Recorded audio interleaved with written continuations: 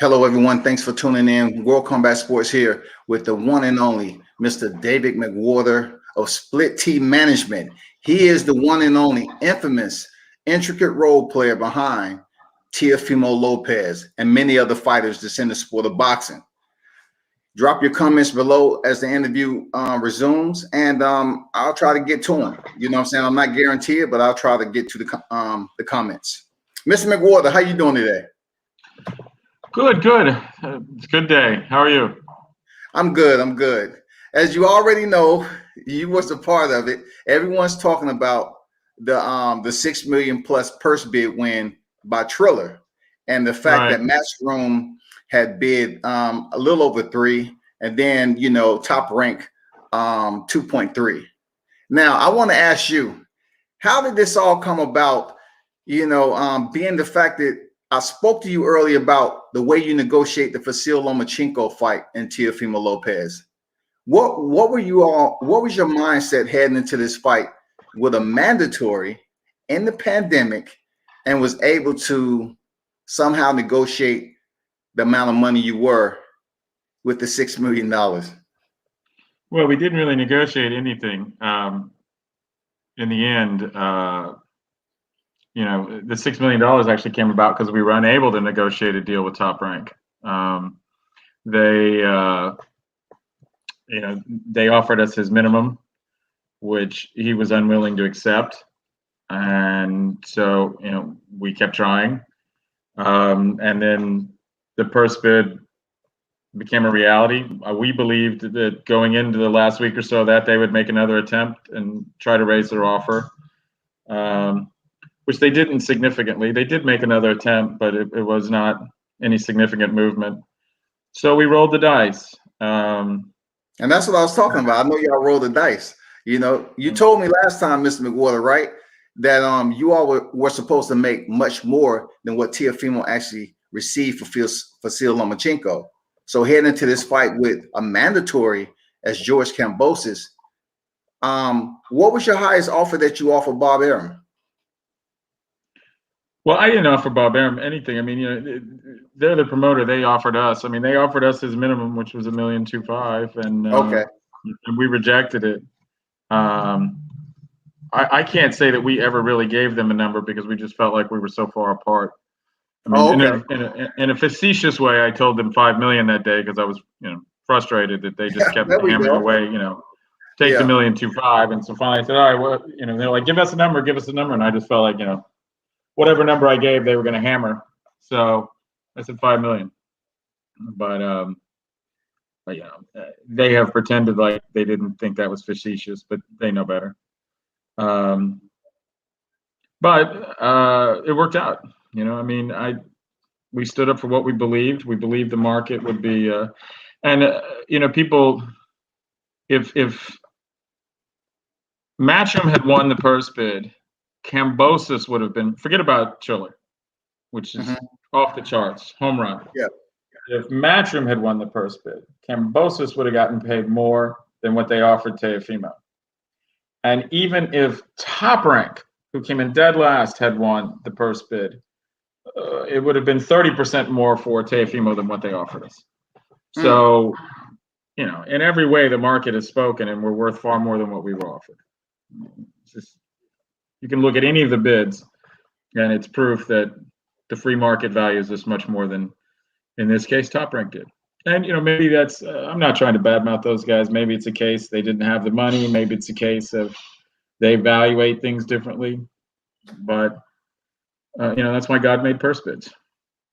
So let me ask you this. When it comes down to Teofimo, Top Rank was offering 1.25, right? What offer did you go in there with? Like, they offered you that, you said you rolled the dice. So outside of the $5 million where you're saying you was being facetious, like what was the starting point for you all? 3, 2.5? No, 3? I mean, if they had acted like they were being reasonable, I think they probably could have got this deal for like $2 million. Okay, I got you. I mean, we felt like outside of, if there wasn't a pandemic, it was worth, in the 2.5 range, maybe a little bit more. And we were willing, it's Top Rank and ESPN. They helped us get there. We were willing to give them a discount for that. We were willing to give them a discount for the pandemic. So there was a time they probably could have got us at $2 million. But, when they hammered us and hammered us and hammered us for $1.25 million, and then, Teofimo wasn't happy about that. But I think he was more hurt by, as we all were, about the things that were said in the paper immediately thereafter, So there was no middle ground. So Teofimo has been adamant, in raising the bar for his work as a boxer. How important is he playing a role with communicating with you, his manager? How much of an intricate role is Teofimo playing in, trying to negotiate these numbers during a pandemic, and also in the first division where he's been able to earn these titles, but it's just his first division. So many people would say, well, he don't have enough boxing experience. He only has 16 fights. Why is he trying to negotiate so much money? I mean, what do you have to say to that? What's your opinion? Well, first of all, that's, the market has proven him right.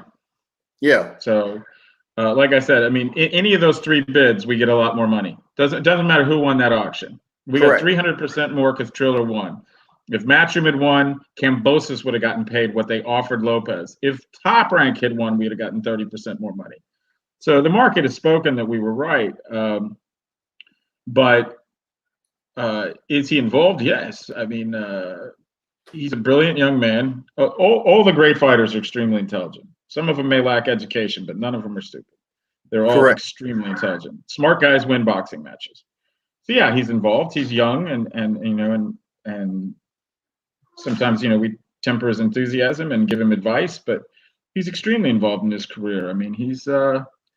He's going to be somebody special for the rest of his life. This is not like some passing phase. He's going to be one of the greatest fighters that ever lived. And I think he's going to be a substantial person after boxing. He's got something that most of us only wish we had. That's there's a certain magic to the kid that you just happens. You can't manufacture it. You can't. It's just there. Hey, David, how do you feel about the sustainability of Triller? Do you see yourself doing business with them in the future? It's a big situation. Like the elephant in the room is the fact that you all were able to negotiate, I'm just saying you were able to go elsewhere into a purse bid and succeed at that. But the big question is Bob Arum. Bob Arum is basically pretty much putting it out there that Teofimo has to come back to him, and if he's unwilling to accept that bare minimum, he's going to be sitting. So we are not going to respond to threats or bullying, and we're not going to capitulate like that. I like Bob Arum. We like Top Rank. We like ESPN. We're happy to work with him, but there's going to have to be terms of engagement that are more collegial and professional than what's been exhibited during this this procedure. We're not going to come back and just be treated like we live on some plantation and that we have to do whatever he says. It's just not going to happen. So they can believe that. They can construct their own reality. That's a popular thing today in America, to just construct your own reality and your own facts. But reality and facts are real things. And the reality and the facts are he's outside of Canelo about to be the biggest star in boxing. And, and I get it. For them, it's an awkward time period. He's too expensive for them to pay. It's like Crawford. He's too expensive for them to pay right now, and they don't believe he's big enough for pay-per-views yet. Although, and part of that's because of the pandemic. With the pandemic, they can't do closed circuit. The bars are closed. So I get it. They're in a tweener spot, and it's difficult for them to do that. But let's have that discussion, right? Instead of casting aspersions about people's character and threatening people, and that doesn't do anybody any good. And if they think, they should know by now that none of us are going to back down. Especially you. We know you're not going to back down. Especially him. That kid's way tougher than I am. Do y'all you yourself doing more business with Triller? I mean, what's your assessment on them? You know, a lot of people know them from the music and being that they're a social media app type of right. network. Do you see yourself kind of doing further business with them? I'd love to. I mean, you know, we're just sort of just now meeting them. You know, but I've Googled them. You know, and I've talked to him briefly. Right. I'm supposed to talk to him today a little more. Right. But what they're doing seems very exciting, and the people involved have got huge resumes and have made, you know, blockbuster movies. I mean, yeah, the guy Kavanaugh, I've seen, you know, every movie he ever made. I've seen it's like 75 movies. So he's clearly a bit of a empire builder, and you know, he could very well be onto something here. He may be the future, and if he is, you know, God bless America. That's what this country was founded on. But you know, I'm always cautious, and so you know, we'll take it one day at a time with them. So pretty much what I see, Mr. McWater, you know, there was a lot of talk about the money that Teo will receive. That's just that for. I'm not sure if he's receiving more than $4 million, but how important is it for him and yourself to sustain, you know, his value, his appraisal right now? Because he makes this for a mandatory, and then say he goes back to Top Rank for whoever he fights. Isn't his worth close to 4 million, if not equal or more? Yeah, and of course he's not going to make 4 million for this because Top Rank gets 20%, so he's going to make 3.12 million. But yeah, I mean, obviously we think we've established a baseline. Really, I mean, anybody, no disrespect to George Kambosos, who's an excellent fighter, but everybody he fights, you know, now it's going to be a bigger name. So I mean, you know, obviously Top Rank is telling us this is a cap, and we feel like it's a baseline. So there's going to be a disagreement going forward. But and you know, hopefully he'll burst into the pay-per-view. I mean, we're working really hard on all the boring unboxing stuff as well. You know, we've been adding 25,000 people a week to his social media. Yep. He's got some major sponsor announcements about to come out. And so, you know, his profile grows every day. We think this will grow his profile. Huge. I mean, they got Snoop Dogg with them, and all kinds of people. I mean, he's fit into the culture real nice there, Mr. McWater. You know, he's fit into the culture real nice. Yeah. By the way, you know, he was in a Snoop Dogg video when he's 11 years old. As a little tiny boxer. He was. I'm not making that up. He's a little tiny boxer, and you see him throwing a punch. So they'll be reunited after 12 years. And so I think where the fight is going to be for Triller. Have you all been discussing? No idea. No idea at all. I've heard all kinds of things from people. I've heard Dallas, I've heard Atlanta, I've heard Miami, I've heard New York, I've heard Los Angeles. So I don't know. I'm hoping to get some clarity on some of that stuff later today. But we're excited. I mean, I think it's and I think Top Rank should look at this as an opportunity. I mean, the kid, I think even without this fight, by June 1st, he was going to have 1 million social media followers. Mm-hmm. And with this fight, he could have 3 or 4 million by then, which is, you know, massive. I mean, the extra money alone that could make Top Rank, they're not thinking about. You know, I mean, this kid is going to be, you know, $100 million plus earnings type guy, and conceivably with inflation and whatnot, even for a fight at some point in his career.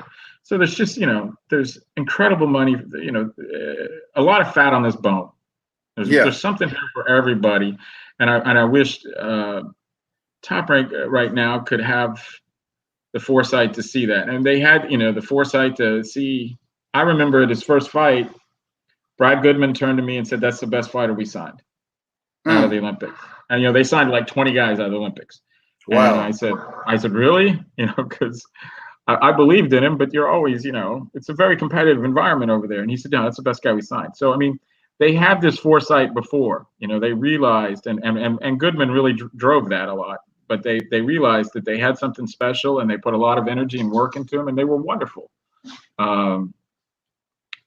It's just, starting with Lomachenko, it's like something changed. I mean, they didn't go to his press conference. They acted like they were holding a wake for Lomachenko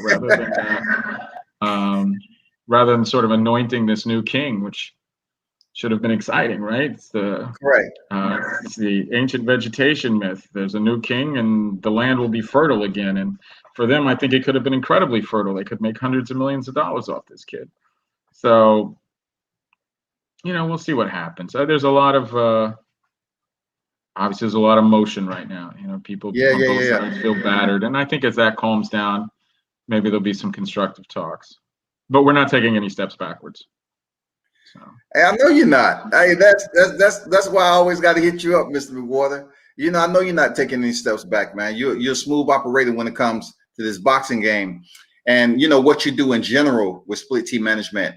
And a lot of people, almost everybody I talk to that you're in charge of, man, they always have good things to say about it. And for those of you that's tuned in, I'm not gonna, say about the boxers or whatever, but Mr. McWater is one of the OGs when it comes to the management game. He's built himself up off respect, and and he knows what he's doing when he goes in there and negotiate and deals with his fighters. And I salute you for that, man. It's commendable. It's very commendable what you've been able to do in this process during the pandemic, seeing a purse bid being handed down. Look, it's not the highest amount of money, right? But you all just fought on free TV with Vasil Lomachenko.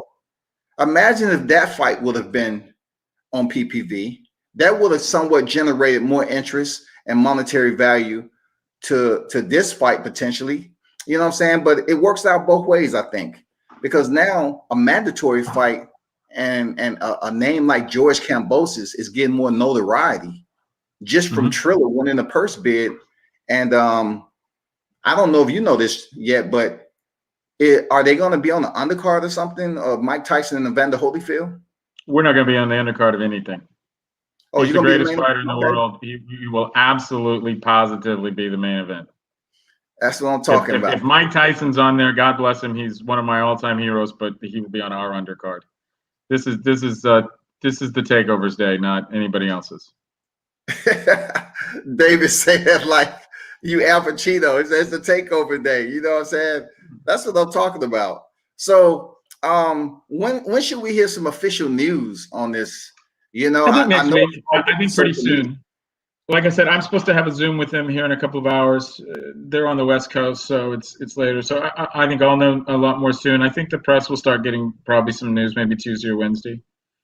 But we're ready to go. I mean, the most important thing, right, is the fight, the performance. And we're going to I'm going out to Vegas Monday, and we're going to set up his camp. He's going into camp, and he's going to get ready, and he's going to defend his title and taking this guy serious. And so the date, the fight date is April what? No, I've heard May 1st. I've heard May 8th. I've heard May 22nd. But I don't know. I don't know any. I don't know the fight date yet. But he can't be in April. I mean, we're starting camp next week. Correct. It'll have to be May. 8 weeks. What's that? You're looking for a minimum of 8 weeks in this fight camp. Right. David, actually, okay, go ahead. I mean, just another thing, about the whole Top Rank offer that people think it was all about money. It wasn't just all about money either. They wanted to do it June 12th at the Garden, and first of all, we love the Garden. If Teofimo had his way and I had my way, we'd fight every fight at the Garden. Okay. But we didn't believe the Garden will be open by June 12th. We think New York City will be the last place to reopen, and so we felt like, one, if you push it to June 12th, we can only fight twice this year. And we really wanted to fight 3 times. And then what if you push it to June 12th at the Garden, put all your apples in that basket, and the city's not reopened, and we lose that fight, but it's a mandatory, so we have to do it still. So we end up in October fighting Kambosos. And now we got 1 fight all year. So, I mean, it wasn't just the fact that if we took $1.25 million, we thought it was under market. That might be the only money he makes all year. It might end up with just that 1 fight. And part of that was because they were insistent on this June 12th date. So, I mean, it's complicated and nuanced, and it was what it was.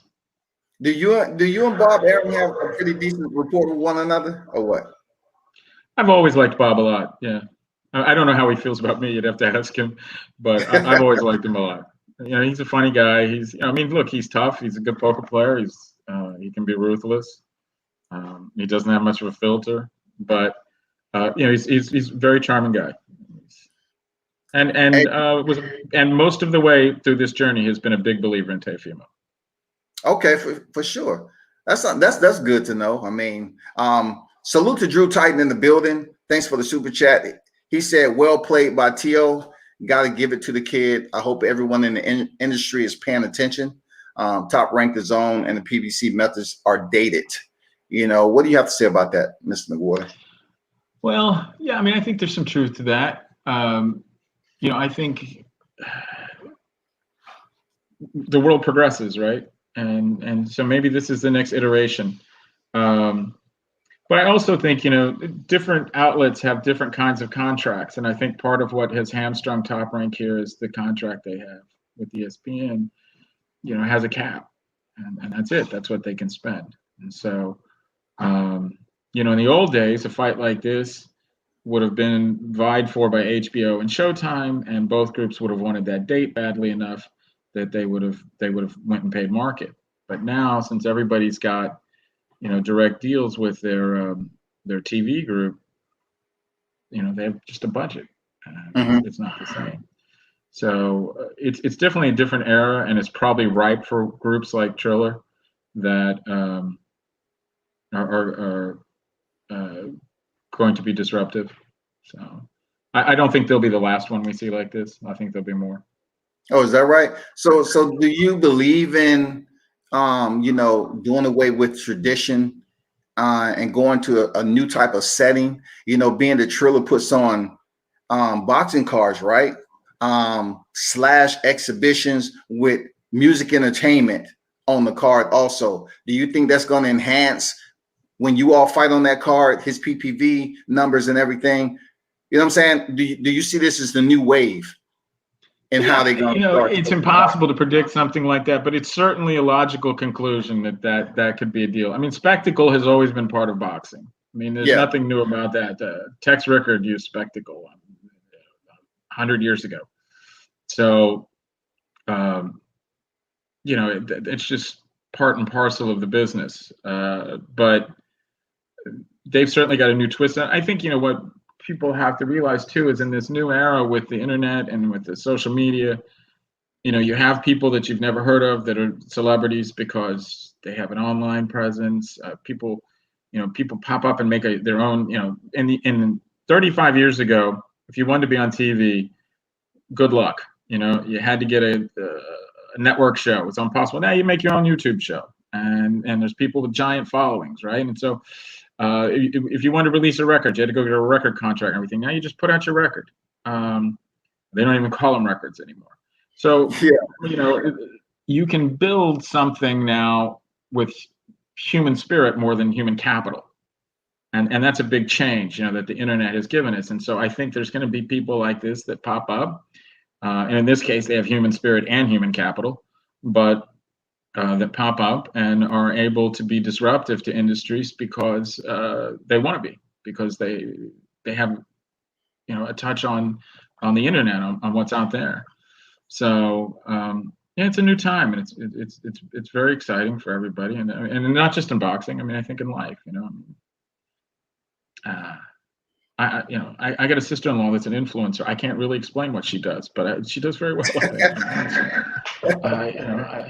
That didn't exist when I was a kid, and now it's a real profession. She does great. So it's a new world. Do you think the influencers is going to be a part of building up Teofimo's brand anymore when it comes to social media?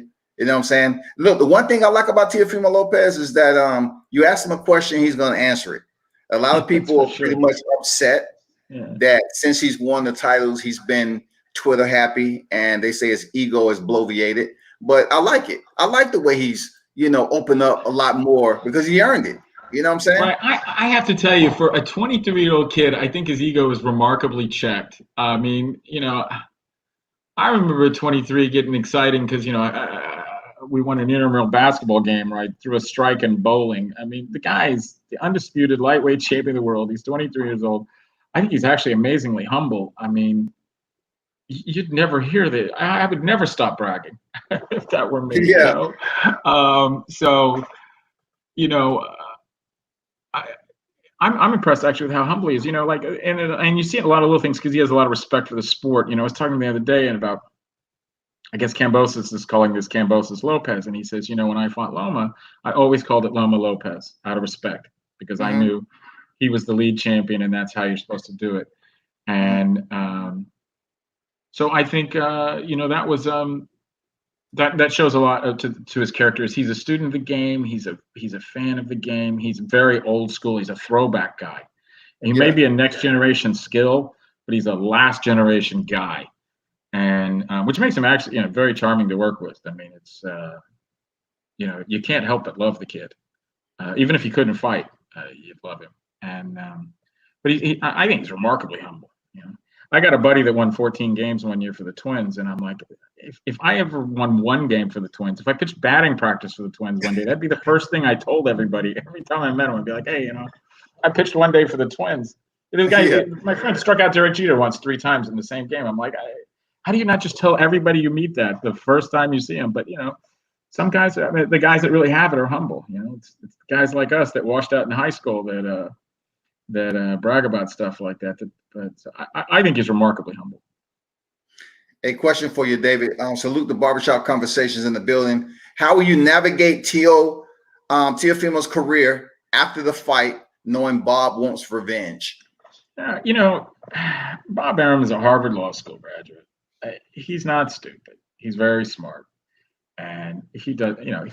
He's hurt right now, I guess, or upset. Yeah. I mean, I've heard him say things about both of us. But I don't believe that, revenge is a foolish man's game. Bob Arum is way too smart for that. So I don't anticipate that being an ongoing problem. But if it is, we'll deal with it. I mean, I think we've proven that we're here to stay and we're not going to back down. And but we're also very reasonable people. No matter what they're saying right now, we're extremely reasonable. And I mean, look what we fought Lomachenko for. Absolutely. I think we took 29 cents on the dollar of the total purse amount to fight Loma, and we did it because we understood the pandemic. We understood how big it should be for us, which is part of the reason we didn't want to take a pay cut. I mean, we did that fight so that we'd be bigger. So we'd be undisputed. So let me ask you. How do you want to beat the best fighter in the world and take a pay cut? Correct. What American would do that? If you went to your job tomorrow and had the best day that anybody ever had in the history of your job, and then you went back the next day and they said, by the way, we're cutting you $1 an hour, you'd be pretty pissed. Yeah. I want to ask you this. He just fought last year, right, on free TV. Putting that fight on PPV, it wasn't a topic of discussion. No, Bob never thought that it would do good enough pay-per-view numbers, and he's probably right. There's 2 sides to this. One, Teofimo was constantly overperformed in the ratings. The Loma fight was monstrous. So he's obviously a much bigger draw than they give him credit for. That being said, because of the pandemic, there's no closed circuit. There's none of that revenue. So it did make it more awkward for them, and it is. And although Kambosos is a top flight opponent, it's not. He doesn't have the big social media following or something else like a Garcia, and so it made it a lot harder. But I think if everybody could tone down the emotion, we could have a legitimate talk about the fact that he's a tweener right now. He's too big for their ESPN budget, and we're not quite yet big enough for pay-per-view. But maybe we will be after this show. I expect tremendous things from this show. I think on the same sheet of music there, David. I think you are gonna breach a new level after this show. And look, I have confidence in Triller, even though they're not as heavy with their experience in the boxing game. I think Teofimo Lopez and Kambosos. Not so much the names itself, but just because everybody's putting so much emphasis in this fight right now. You know what I'm saying? And it's going to be in a new setting for Teofimo, George Kambosos. You know what I'm saying? I think it's people are not sleeping on this fight no more. They're going to tune in. And he has two countries behind him, Kambosos. He's Greek and he's from Australia, which are two fairly significant countries. And he just beat a beloved fighter in the UK. So I'm sure Kambosos has picked up some fans there. And of course, we have tons of fans in the UK. The UK boxing fans are, you know, if only the American boxing fans were like the UK ones or the Mexican fans. You know, I mean, they're off the hook. I took a 2-0 guy to England once for a fight, and who had been a great American amateur, but Americans didn't know anything about him. I take him to England. I had people reciting the stats to me. I was like, holy cow, the English know everything about boxing. Yeah. And they're just great fans. So, you know, but Kambosos just beat one of their heroes, and they love Teofimo. So, I mean, I think we'll have international following for this fight. Hey, do you believe that well, let me back up. When it comes to Triller, a lot of people were speaking on, I know you answered this early on, but a lot of people were speaking on Teofimo Lopez, you know, being the co-main event and possibly being on the Jake Paul Ben Askren card. And you made it perfectly clear in no way, shape, or form he's going to be on the main event. Who would you like? I mean, he would be on the co-main event, but who would you like to be on the card? Do you even consider that who they would put on the card with you all? You know, I haven't had much chance to talk to him, and I'm not going to lie to you. I don't know my influencers like other people do.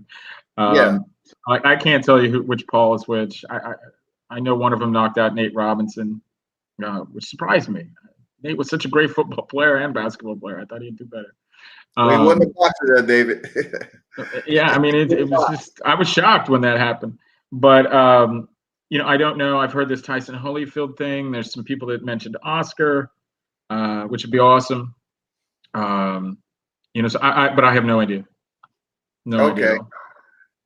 But we will definitely not be on that April 18th card. I mean, we couldn't even. Not only could we not get ready, my understanding is Kambosos is still in Australia, and he has to come here and maybe quarantine. And I mean, there's no way that kid could be ready by April 18th. April 18th will be here before you know it. Yeah, it will. So, let me read this. A patron, Walk With Me, said, "How will you handle Lopez last 3.5 years on Top Rank?"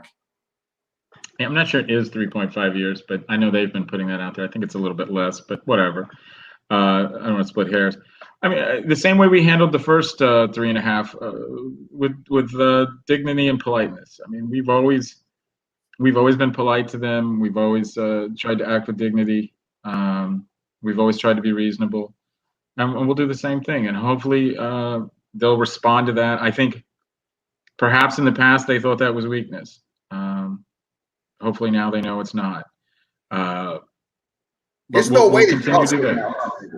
You know, we do a lot of math. I mean, I was ready to talk to them about comps for those fights. I was ready to talk to them about a lot of stuff, but you know, they were never going to budge really very much from 1.25. Okay, I got you. Yeah, maybe they would have went to 1.4 or something. At that point, you know, we felt like we rolled the dice. But you know, hopefully the future will with them will be better, and I think it will be. It's in everybody's interest. There's, like I said before, there's a lot of meat on this bone, and it'd be silly to argue over scraps. I understand. You know, so there's no way, no how that y'all sitting out to prove a point that you are willing to roll the dice. Y'all, you're pretty confident that you can speak with Bob and come to a reasonable conclusion, right?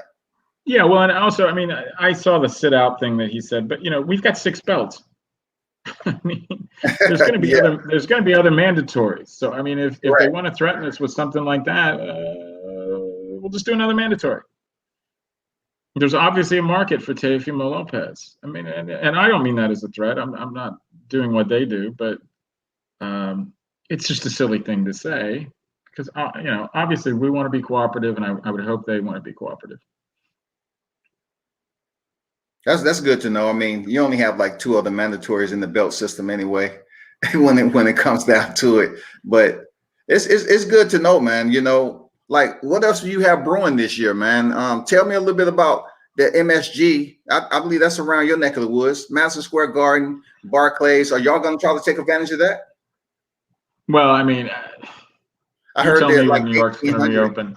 You know, I have businesses in New York that have been closed for a year now, almost. So I don't know when New York's going to reopen. I don't know. You know, things are difficult here. So I don't know. But we're excited about a lot of the years. I mean, we've got Charles Conwell, who we think, you know, by the end of the year could get a title shot or a at least be a #1 contender. Abraham Nova, I think, can get a title shot this year. Stefan Shaw's a very exciting heavyweight prospect we have that we think will be top 10 soon. I hate to start mentioning guys because there's so many of them. Janelson Bocachica just headlined Showbox, and we think he's going to be very exciting. Ivan Baranchik will be returning after April. We're hoping that we'll get him a quick tune-up and then see what's out there for him. So, I mean, I think it's going to be a big year. I mean, we have so many exciting kids. You know, we have 4 female world champions. Whatever happened, speaking of female world champions, David, why did the Raquel Miller and Hannah Gabriel fight fall through? I believe that was because Hannah was injured, although I wouldn't swear to that. Women's boxing is confusing. A lot of things happen because there's not so many opponents. But Raquel was going to fight on this Clarissa undercard, and quite unfortunately and sadly, her mother just died. And so we have pulled out of that. So we're trying to figure out what's next for Raquel. But, you know, obviously somewhere down the line, it's going to be her and Clarissa for all the marbles. And we'll, you know. All the marbles at 154. Yeah. So yeah, she's you know, we're excited about that, and I mean we're excited about all these guys. Diego Pacheco fights tonight on the Canelo card. He's just one of the most exciting prospects in the world. I don't even think he's old enough to vote yet. I mean, I guess he is. I think he might be 19 now, and he's 11-0, 6'4", light heavy with power. You know, very exciting kid. So yeah, we think it's going to be a big year, and I think the second half of the year will be huge because most of the networks most of the promoters have pushed their network fights back to the second half of the year, hoping to get crowds. So I think the second half, I think for everybody in boxing, the second half of this year is going to be awesome. You're going to have fights just crammed in every night of the week because all these guys are going to have to satisfy their network requirements. And they're not doing many fights the first half of the year. So I think it would be a sort of a mini glory era from June to December for boxing, hopefully. God willing, with the pandemic. For sure. Hey, do you have any indication, like Bob Arum kind of implied that the bubble was over with? Are we pretty much filtering down on the bubble status, or you don't know? I mean, obviously that's Bob's decision, but I think it's probably time. You know, I'm not Dr. Fauci or Bob Arum, but I think it is sort of time to start winding that down. I'm supportive of that effort. You know, there's been a lot of banging on Top Rank lately, but nobody was, I think, took safety of the fighters more seriously than they did in the bubble. I mean, the PBC bubble I was in a couple of times too, or once, and it was great too. I mean, it was well done. But the Top Rank was really the pioneer there and worked very hard on that. But it you know, hopefully, I hear that we could have a good spring and a great summer as far as the pandemic. So I mean, hopefully that'll be true. And you know, maybe we have to go back indoors in the winter, and then you know, in 2022, it's all over. But hopefully, we'll see a lot of fights with fans in the spring and the summer. You know, it depends a lot on how many people get vaccinated, how fast. Yeah. So I'd urge all Americans to get vaccinated. Don't believe the hype. Go get your vaccination. You know, I think there's there's too many people in this country who aren't old enough to remember polio now. So Understood. Yep. Right. Anybody who remembers polio knows to go get your vaccination. Hey, how much do you believe, like, since you've been gambling on Teofimo Lopez, after this fight with Kambosos, not overlooking Kambosos, right? But how much do you believe he's going to be worth in the next 2 fights? He should be sitting at about a $10 million man, or what you looking at with that? I mean, it just depends. It depends on who he's fighting. It depends on the platform. I mean, I wouldn't want to hazard a guess at this point, but a lot of it depends on who he's fighting.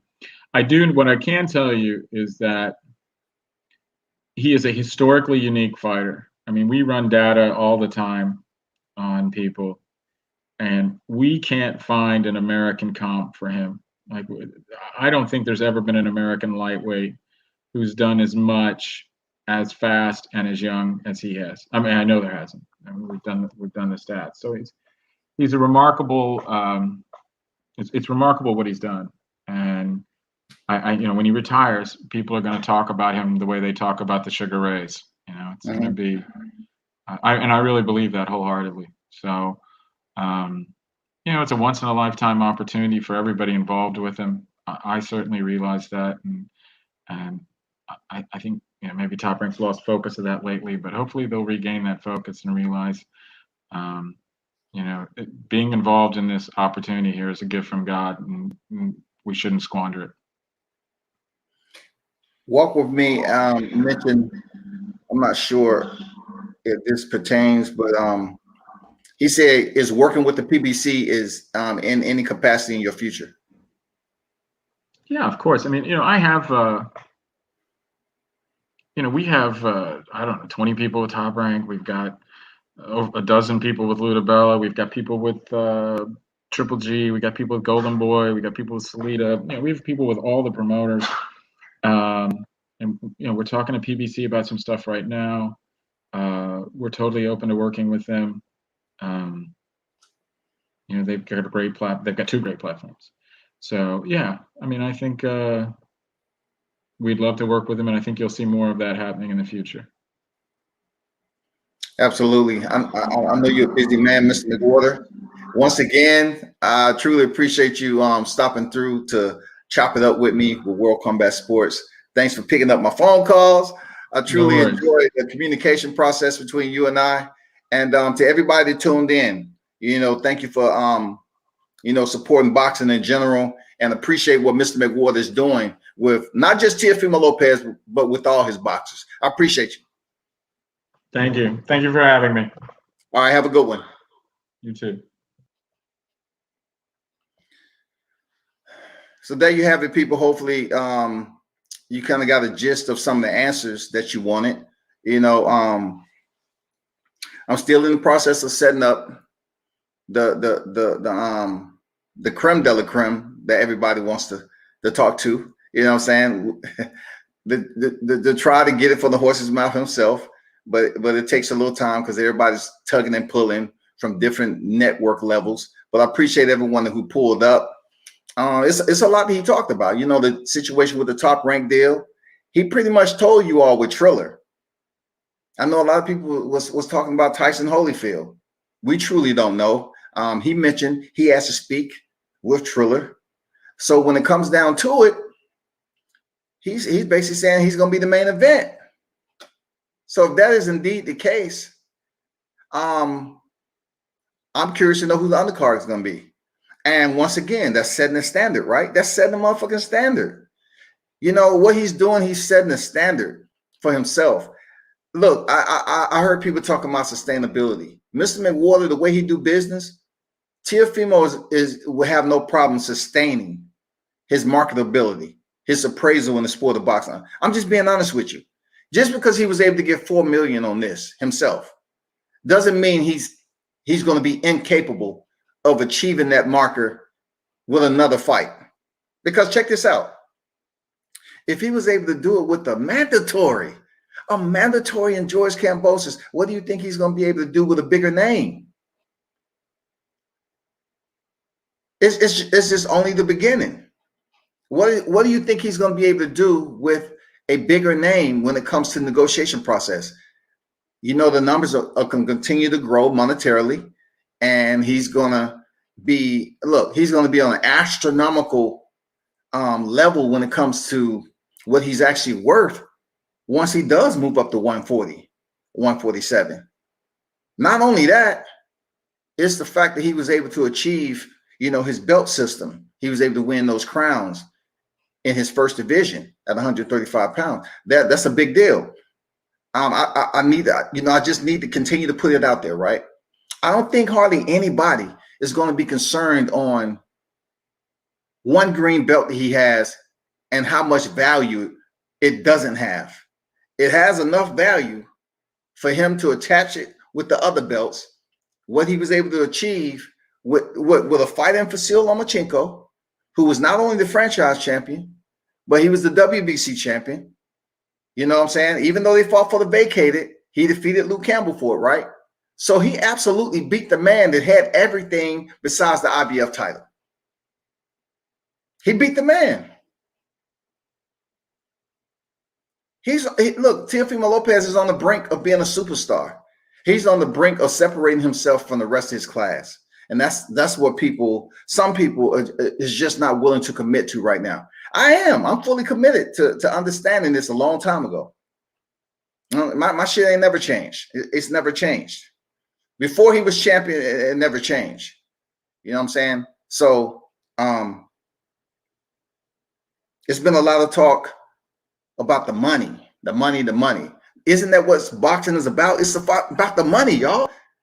If you don't start somewhere in what David said, rolling the dice and betting on yourself, when is it going to happen? 10 fights in? I mean, once you reach that level, another 10 fights. You know, we're talking about a guy who was able to achieve what he achieved with 16 fights, right? So he's supposed to wait to another 10 fights to begin to establish his prominence. No, he established it right now. Picked up the IBF title, patient. Went in there, negotiated the Vasil Lomachenko fight strategically. That prepared him to negotiate a fight with a mandatory, which his mandatory is benefiting from this also, right? His mandatory with the two biggest names being Lee Selby and Mickey Bay, right, is touching M's. Shout out to them, Daniel Jacobs. Look, Teofimo Lopez is touching M's. Literally. Real talk. Forget all the other stuff with Top Rank. Forget about what his guarantee was. He's touching M's, people. It's a beautiful thing because at the end of the day, that's going to wash away all the belt talk. The belt talk is so old and stale right now because you have to look at the person who did it the best in the lightweight division. That was Teofimo Lopez, man. He took the more difficult route. He went up there and beat the more difficult competition, which was top 10 ranked opponents.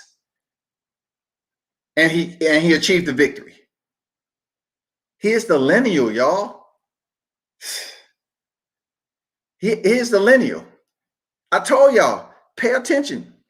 It's more room, you know, to come over. You know what I'm saying? I know it's a lot of room, man, to support the champ. It's a lot of room. You just have to commit to relinquishing the debate that everybody want to talk about. That doesn't determine a person's career. At the end of the day, you have to look at how him and his team is moving. Kambosos, for real, Kambosos is getting 2 million. Kambosos, y'all. Kambosos is getting 2 million as a mandatory. How does that happen? How does that happen? How can Teofimo Lopez get 4 off a mandatory, man? That's OG type shit, man. You know what I'm saying? Don't be mad at how the game is being played. Don't be mad about it. That's all I'm saying. I know a lot of y'all was over here coming in the chat. Let me get to this super chat. And yes, you know, it's a lot of y'all chatting, so I was just getting to the super chats. I appreciate everyone who dropped a donation to the channel. Real talk, I appreciate you. Salute. Ramirez 93 said advice for aspiring boxing managers calling scaling my biz. Advice for, so I'll have to ask him off record and get back with you the next time I see you on here. You know, my apology if you left. I wasn't able to, you know, pretty much read all the comments because they was coming in heavy, but I appreciate you. You know what I'm saying? Let me stroll back up a little bit and pretty much get to some of these comments that's in here. I'm not gonna be able to do all of them. I know y'all was going back and forth. That's not what Mauricio Suleiman said. You capping for Devin Haney, looking like I don't know what that's about. This is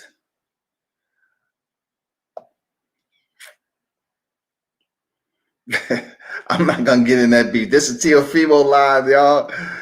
Y'all bringing that cat in. Hey, I hear you, bro. I hear you. We had this conversation before. I get it, man.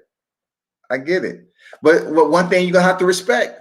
You're gonna have to respect how Teofimo's moving, how he basically interacts with the fans. You know, Teofimo interacts with the fan, man. You ask him a question, he's gonna that's a lot of what did it for me back in the day when I was talking to him before he even had the belts, when I was supporting him long before he had the belts and everything. You can pretty much converse with him, man, and believe the answers that he's giving you is genuine. Some fighters, you ask them the question, they give you a bullshit ass answer, and you're like, okay, what about this? And it just leads to something that's not even credible. Like, I'm looking for substance right now, and you're just giving me bullshit, bubblegum. You know what I'm saying? He sticks to the script, man. I mean, respect it. That's all I can say. He gives you what you want to hear. He's not gonna bullshit you. If it's on his mind, he's gonna tell you just like that.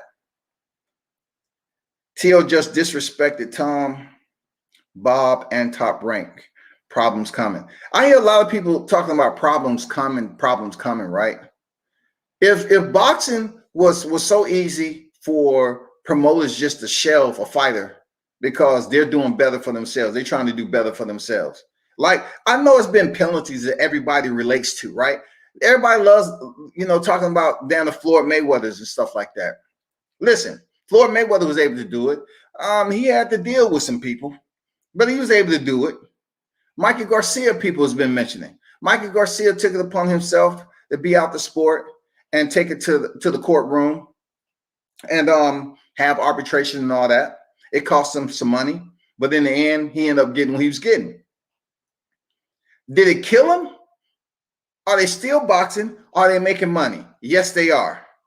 I don't know why y'all sitting up here acting like Teofimo Lopez is life is in danger. You know, his boxing life in general, it's not in danger, man. David McWater be handling his business. He handled his business. You're not gonna sit up there and just say, well, you know, Bob Arum is gonna threaten Teofimo Lopez to put him on the shelf or sit him down, all because he's all over the media for not accepting Bob Arum's minimal. I mean, look at where it got him. 3 times more than what he would have received. If that's not checking the box, man, and standing on your square, I don't know what the fuck is, y'all. Seriously, I don't know what the fuck is, bro.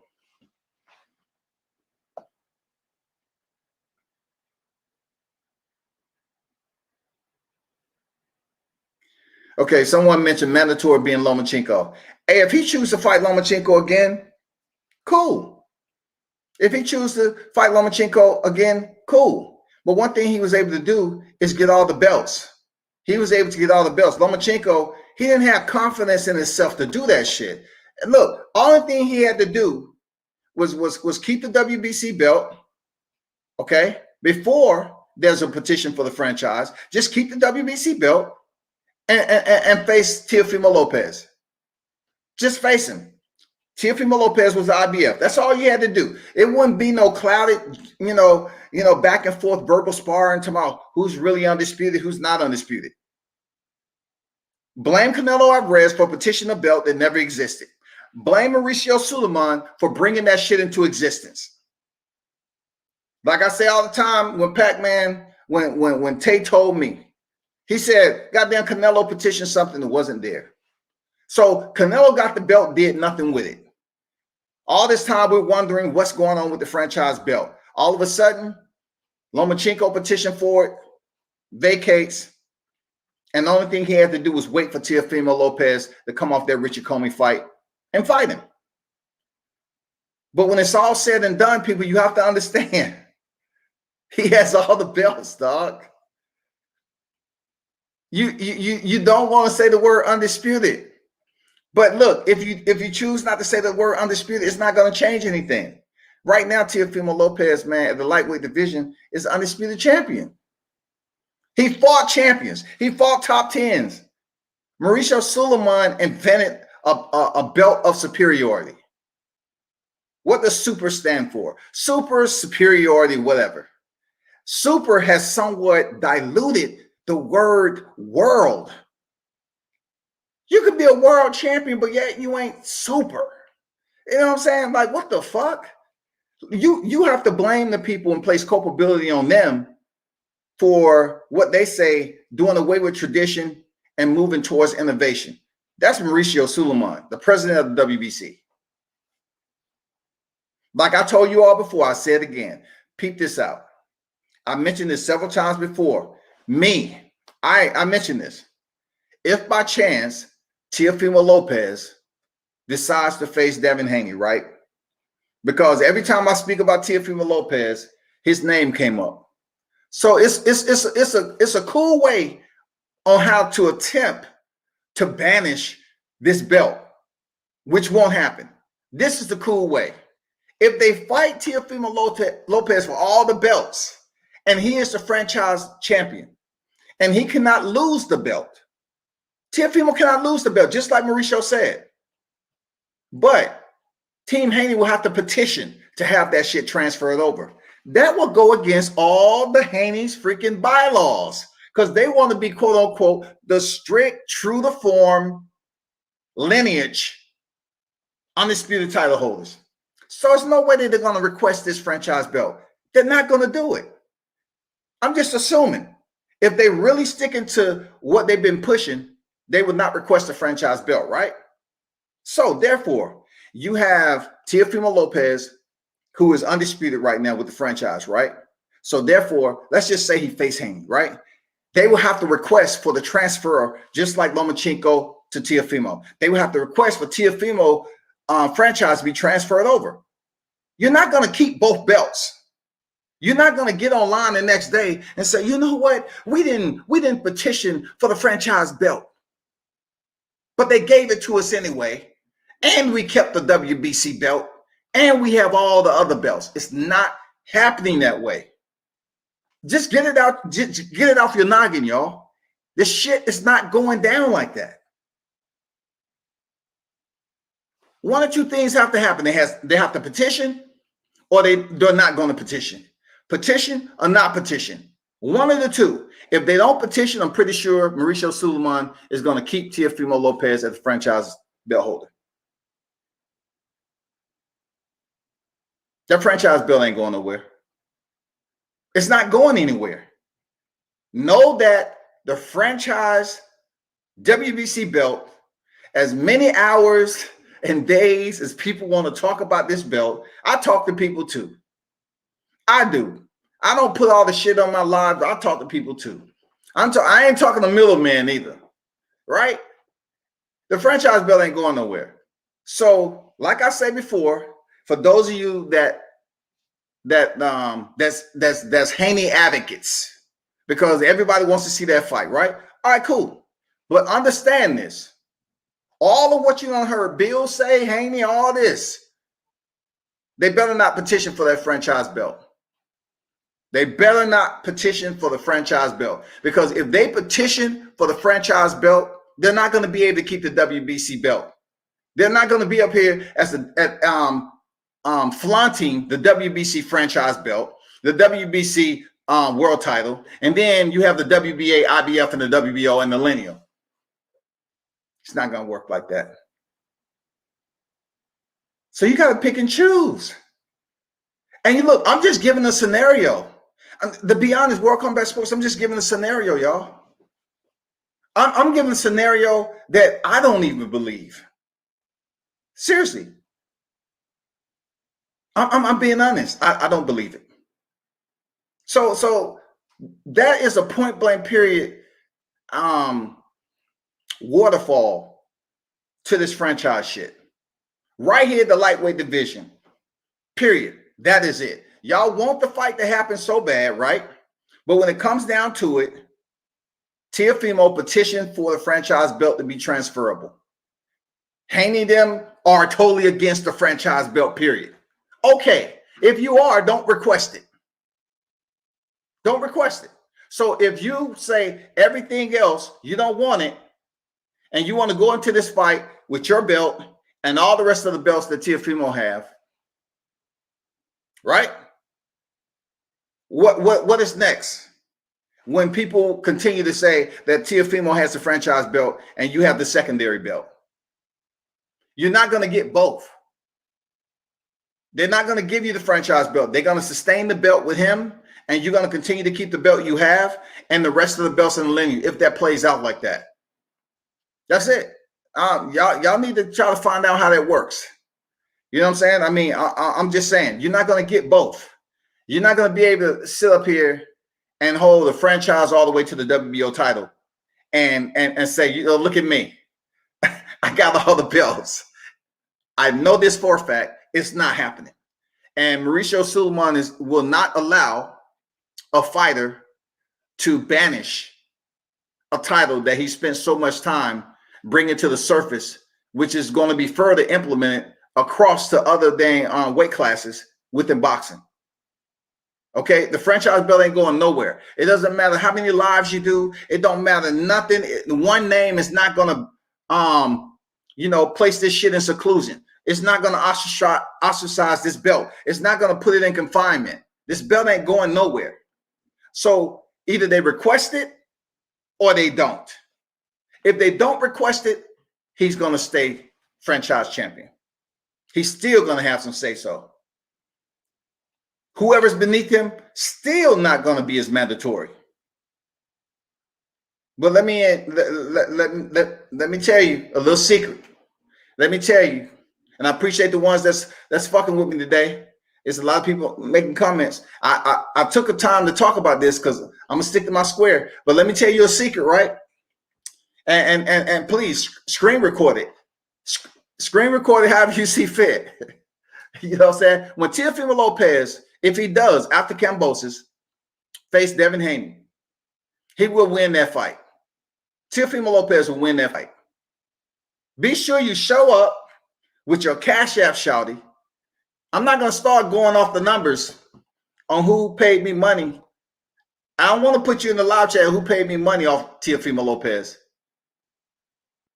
But I'm telling you again, if them two fight, it's no hate, it's no nothing. But I'm just confident. If those two fight, we're gonna do away with all that. We're gonna do away with all that. Now, if you really believe why I brought this point up, you ask your question in the live chat, right?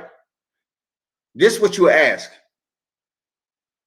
Well, you said that if Haney wins, he doesn't get all the belts, right? But what about Teo? What about Teofimo? He's the franchise belt holder, right? Where does Devin Haney belt go? I'm gonna leave you that for homework. Look, I'm not gonna say if. When Teofimo Lopez defeat Devin Haney, where does Devin Haney belt goes? Because I just told you, Devin Haney is not gonna be able to keep all of them, right? So where does Devin Haney belt go?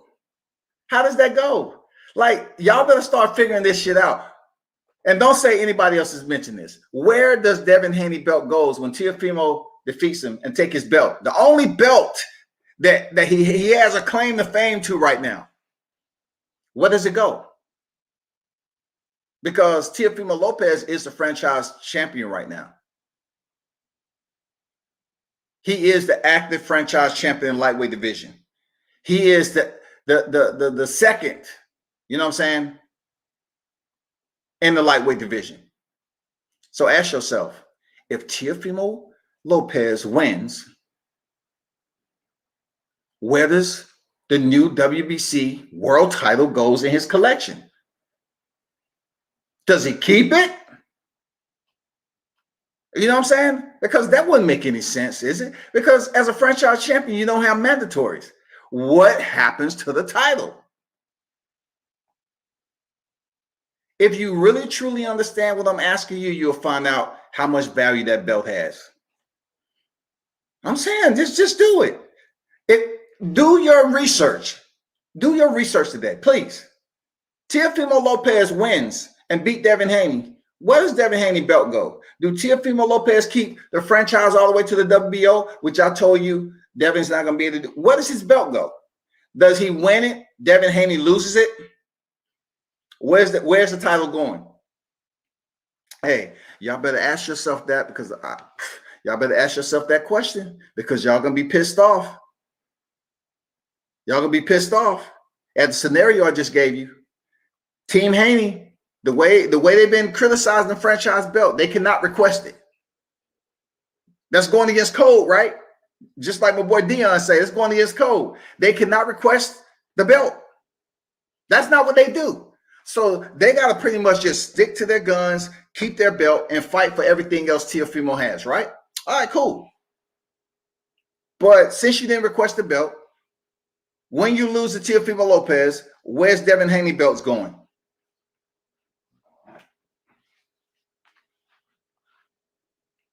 Just let me know. Get back with me. Where does his belt go? Because as a franchise champion, you don't have a mandatory. So in order for somebody to be in ownership of the WBC, don't they have a mandatory? Wouldn't they have a mandatory? Wouldn't that, you know what I'm saying? You see how shit start to spin? Like, why would he even keep it? Why Teofimo even keep the belt and have a mandatory to it? As a franchise champion, can he keep the belt? Will the belt be immediately vacated back to whoever is going to fight for it? Because we know if it's vacated, that's another email for whoever's going to do it. It's a fucked up situation a lot of y'all ain't thinking about. And it doesn't include Teofimo Lopez. I'm telling you, where does his belt go when he loses it to Teofimo Lopez? Where does his belt go? How relevant is the WBC title to a franchise belt holder? How relevant is it?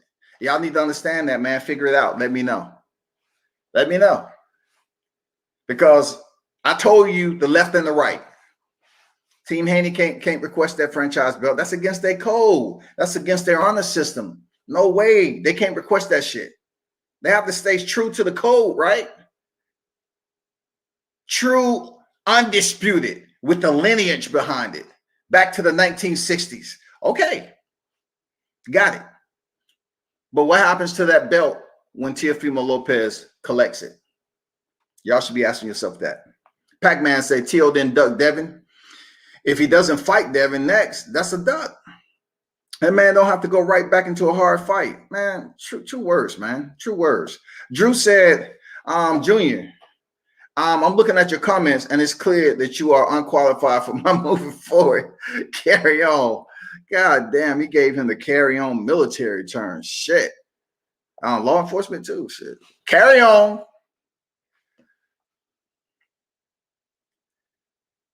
Pac-Man, gonna hit you later. Okay, for sure. Bob Arum would be like Taylor versus Ramirez. Winner is busy. But if Teofimo wants to fight Crawford next, that's a great fight that we can make today.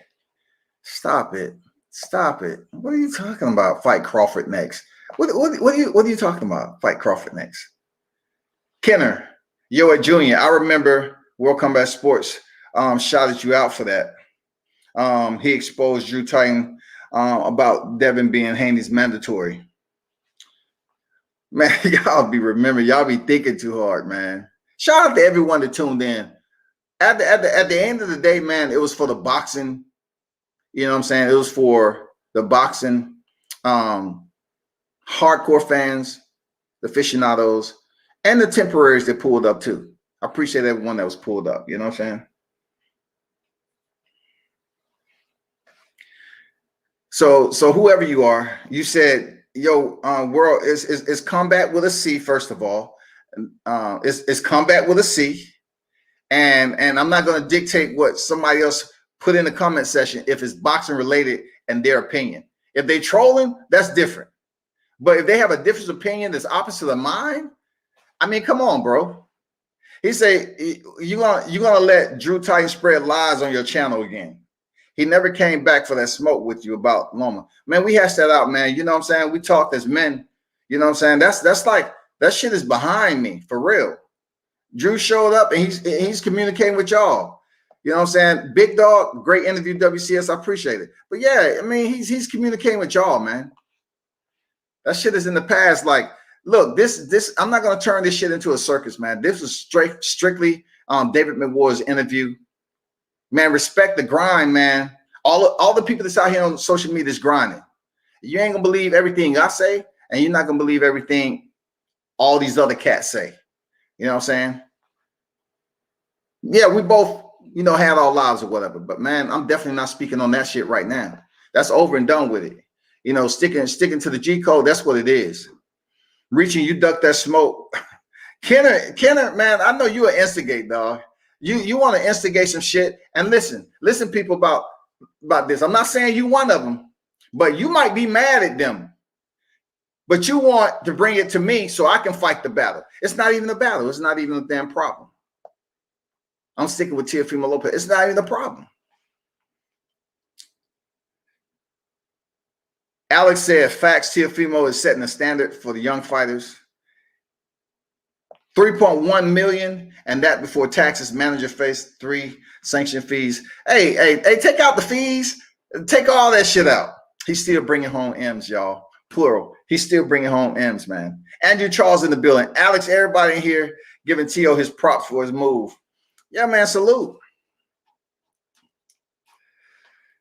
Kenneth say Teofimo Lopez, a 23-year-old Latino millionaire, give these grown men headaches. See, that's what I'm talking about. You mentioned Latino millionaire.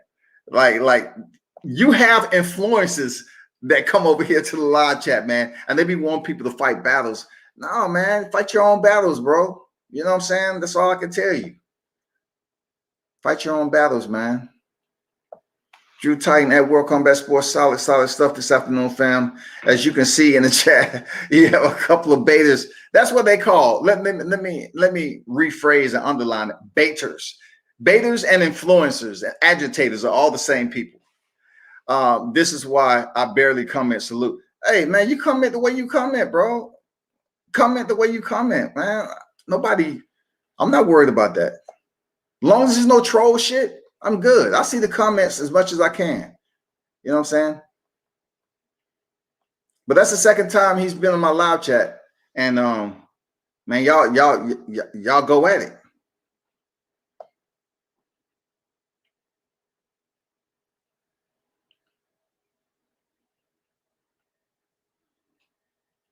Y'all giving that man mad attention, boy. Drew Titan got a response every single day other comment. This is why the franchise status is known as the duck belt. The WBC did this, and the fighters who accepted it and requested it are to blame. Well, a lot of people are gonna say his liability is placed on the requestees, right? I get it, but at the end of the day, Drew, you have to blame Mauricio Suleiman. He provided Canelo Alvarez with an opportunity before it was even in existence. Mauricio Suleiman behind the scenes talking to Canelo. Canelo, I found a way for you to not fight Charlo or whoever, to do what the hell you want. You know, if you don't want to fight nobody, you know, you don't have to. Blame him for creating a belt that supersedes boxing lineage. He's absolutely to blame. Mauricio, he's the motherfucking blame for the language he's put out here and said that Teofimo Lopez was a superior champion. Superior, dog. He didn't say that Teofimo was just another champion. Mauricio said he was the superior champion lightweight. That rubbed a lot of people the wrong way. A lot of people. I'm not going to get knee deep into it because when it comes to this championship belt now, Drew, we have to recognize that you got mail. You have to recognize you got mail. And then when we have to recognize who did it better, who in the hell did it better? Teofimo Lopez, man. But hopefully that fight happened. Shout out to Keon in the building, man. Everything Boxing and Sports.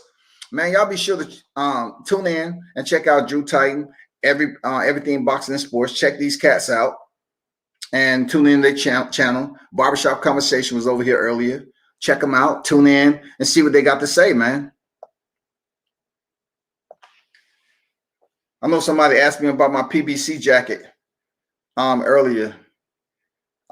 Where can you buy one? You're not going to find this out in the market. I'm just letting you know I'm grinding the way I grind. That's the whole thing I would sell this, you know what I'm saying? But appreciate you, though. I think his name was Heyman Boxing or whatever. Salute to you. Alex say Haney has no power. See, look, they always turn my Teofimo post into that. Y'all, look, y'all doing yourself a disservice, man. Y'all doing yourself a disservice. I'm serious. It doesn't matter how much I talk about him. You know what I'm saying? My platform is only so big. It doesn't matter how much I talk about him. I'm talking about Haney. At the end of the day, I'm sticking to what I know, which is opinion, but this is what I know. When it comes to the belts, when it comes to his belt, everything else, all that is out the window. If indeed after Kambosos they fight, they make it official. Boom. Everything is out the window. Cool. We're done. That's ultimately what I want to. Let them fight each other.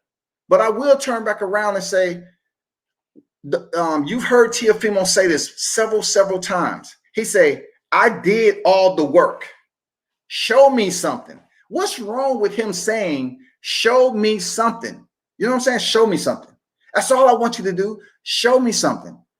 Give me an opponent that I can respect and say, okay, I want to fight you. Your last name isn't your opponent. So put that down and find a name that's respectable to the boxing community and your compeer that you're trying to fight, which is Teofimo Lopez. Find an opponent that is worthy. Find an opponent that is worthy. Find an opponent that is worthy. Your last name isn't an opponent. It isn't. It doesn't matter how many lives are done on this franchise belt. Teofimo Lopez was the third franchise champion in the sport of boxing. It doesn't matter, y'all. It doesn't freaking matter what you say. If he's unified, if you want to use the U words, unified or undisputed. One thing we know for sure at World Combat Sports, he's absolutely undisputed, dog. With that beautiful lineal title. God damn, that's the only title I'll be fucking with. WBC title, the franchise, and the motherfucking lineal and shit. They're going to have to prove that they're not going to request the franchise. It's so much damn red tape in between this shit. It's so much red tape.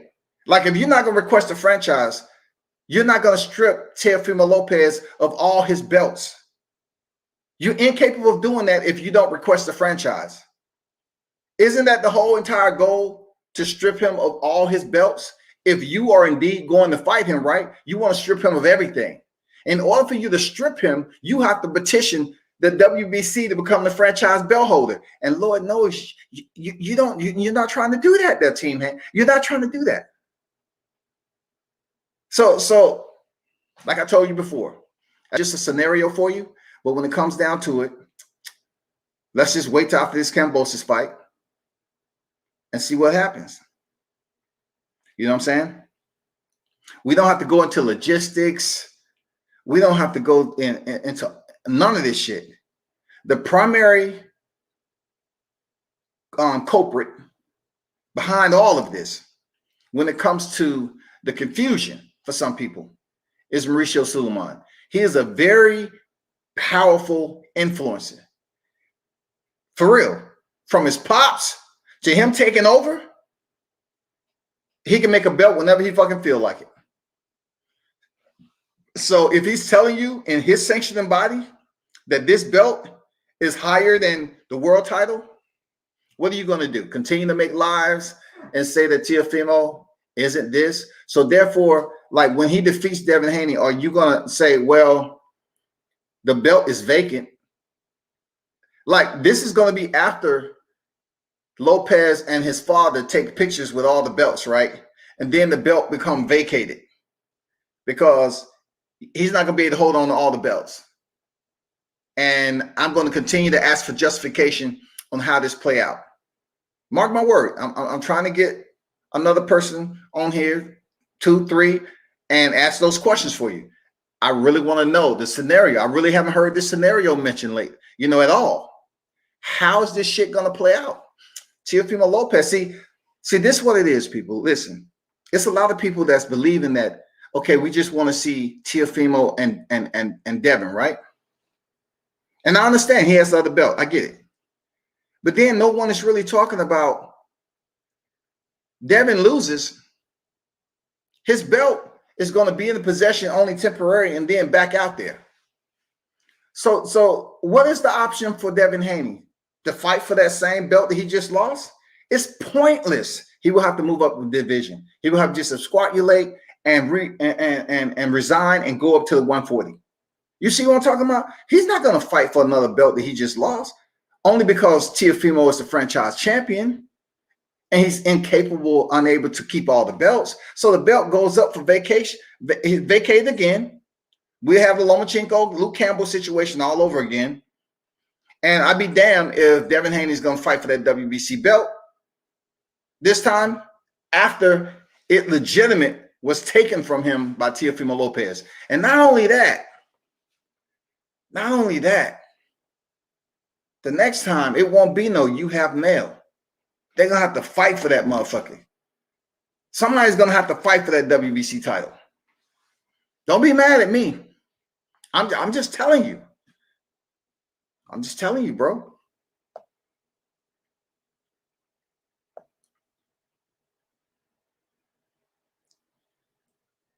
Bob Arum wanted to freeze Devin to get Loma.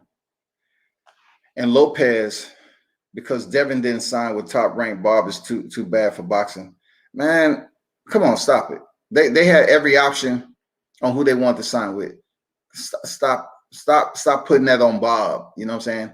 Did Lopez manager say something about Top Rank email to the zone to stop them from bidding? That don't even sound like it makes any sense, even to a casual boxing fan. Like, if they wasn't going to pay what the final bid was, who gives a fuck if they stop bidding? I mean, you can create any scenario that you want, but Bob Arum wasn't going to sit up here and say, okay, I want to give you the minimum, right? But yeah, I'm gonna allow somebody to tell me to stop bidding like my intentions is to bid $6 million. Bob is not coming out this motherfucking pocket for Lopez and Kambosos for $6 million. Are you crazy? Get out of here with that, man. Get out of here with that. What you doing? J8 in the building. Salute, man. He said, jacket clean. Appreciate you. Everything boxing said, I just want to see them fight. They all young and need to be fighting each other. Make the fights. Then we can debate on who wins. But until then, it's all fantasy. Hey, I left a comment on you and Money Brown Live, man. I said, man, y'all was being disrespectful to my boy Tio. You know what I'm saying? Talking about he wasn't going to be able to sustain. Man, it's all good. And one thing I appreciate about everything boxing, man, he's the same way online, the offline. He'll debate you the same way. You know what I'm saying? So I appreciate it, bro. But that's just what it is, man. I'm not gonna stay on here too long. I got a fight card to go to, and shout out and stay tuned to what's coming up next week. Michael Williams Jr. is back on deck in Alabama. You know what I'm saying? Contending for a 16th win tonight. We have Carlos King Dynamite Jackson. He's gonna be the main event, and his stablemates, in Philippe Boxing Gym. They're going to be contending at the Buckhead Fight Club. You know what it is. It's going to be a packed house.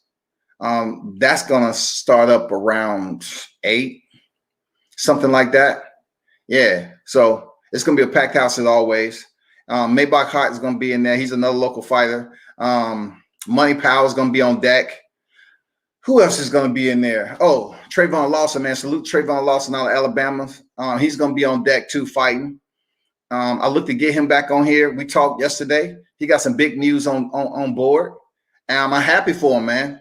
Because if you remember, he's the one that went on Showtime. And he was supposed to fight the brother of his opponent. I forgot their name.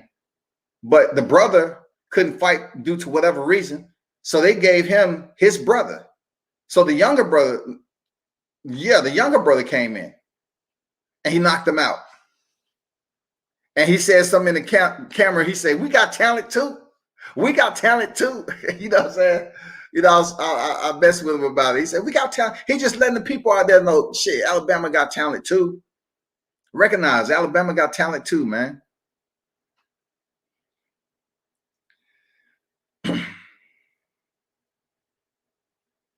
I mean, if you believe that the dividing point is if he would have signed with Top Rank, he would have. That's all hypothetical. You can put all these equations together, but look, let's not sway away from the priority. We got 2 elite fighters that's in a position to fight one another, okay? One with a much better resume than the other, Teofimo Vice Haney, right? But all I'm saying is, don't be mad at Teofimo Lopez for saying that he needs to fight somebody that's in the top 10 at least. Like, come on, like top 10 something. Because in the welterweight division, y'all pretty much pushing for Crawford to fight every common opponent that Errol Spence has ever faced at welterweight. Kell Brook goes in there. Oh, this is going to be a test for Bud Crawford. Okay, smashing him in 4 rounds, right? Now, they're trying to push down Sean Porter. Oh, this is going to be a good test. But really, deep down inside, I want him to fight Manny Pacquiao.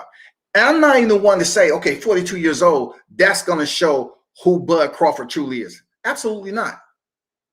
But for resume's sake, fight him. Because the only other person that can attest to fight Manny Pacquiao in that division, right now, right here, Keith Thurman lost his title. But you can't say Sean Porter fought Manny Pacquiao. You can't say Errol Spence. So if Terrence Crawford can put Manny Pacquiao on his mantle, cool, do that shit. Put Manny Pacquiao on there. Okay, cool. Even though he's 42 years old, put him on your mantle. Real talk.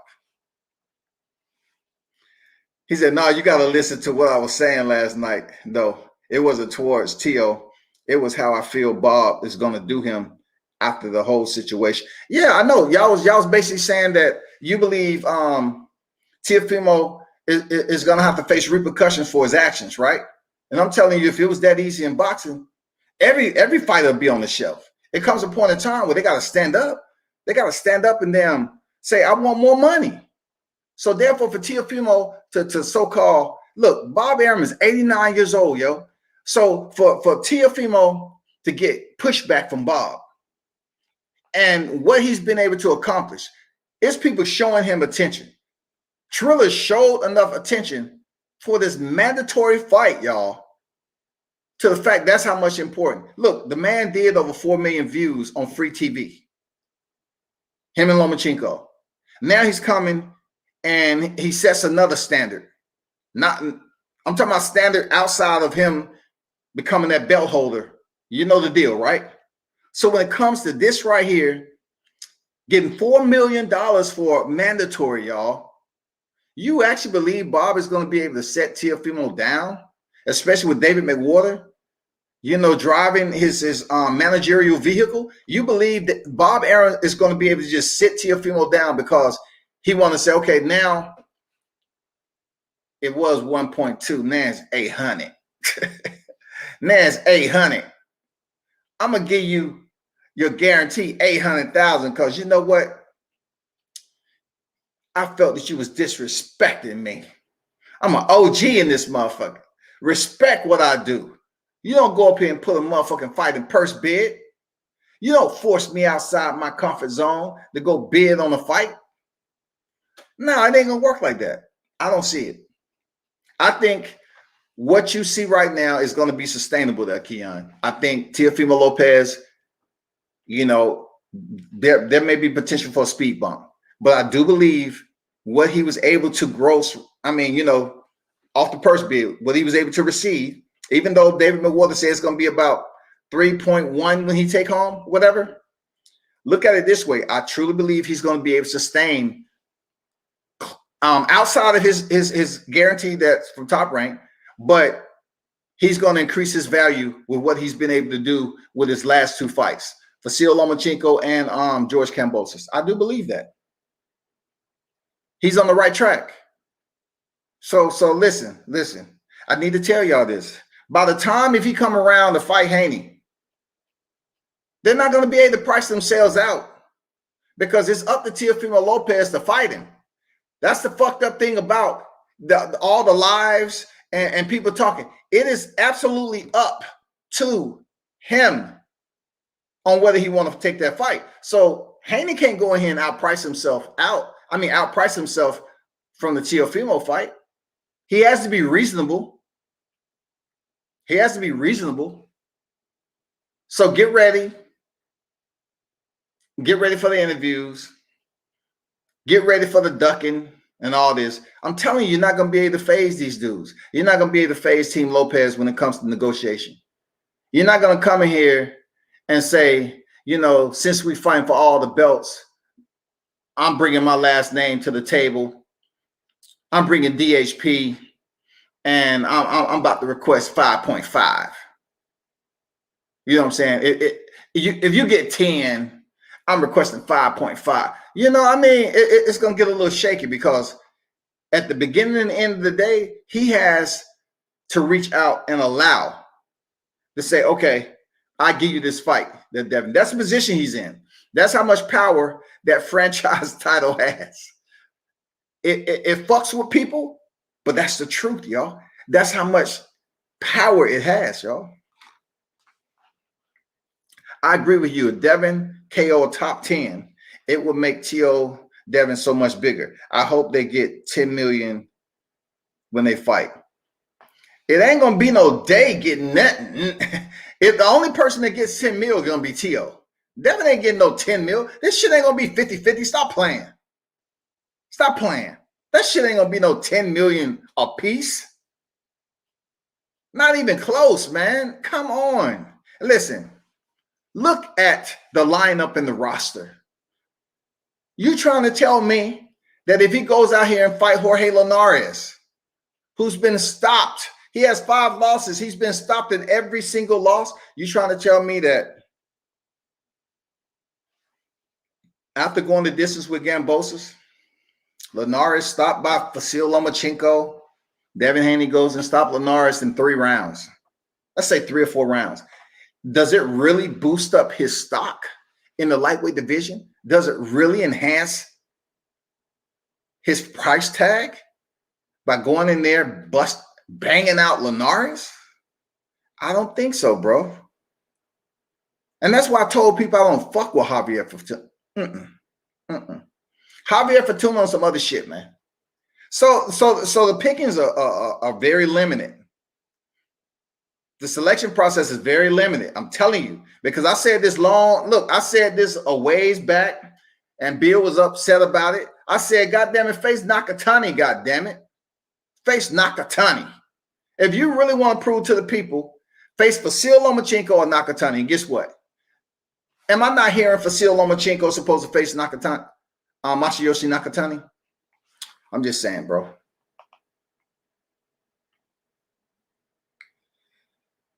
Alex says, salute to Combat Sports. Like your channel because you talk. No, I'm nothing but facts. Keep exposing the casual. Appreciate you, Alex, for pulling up, bro. Appreciate you.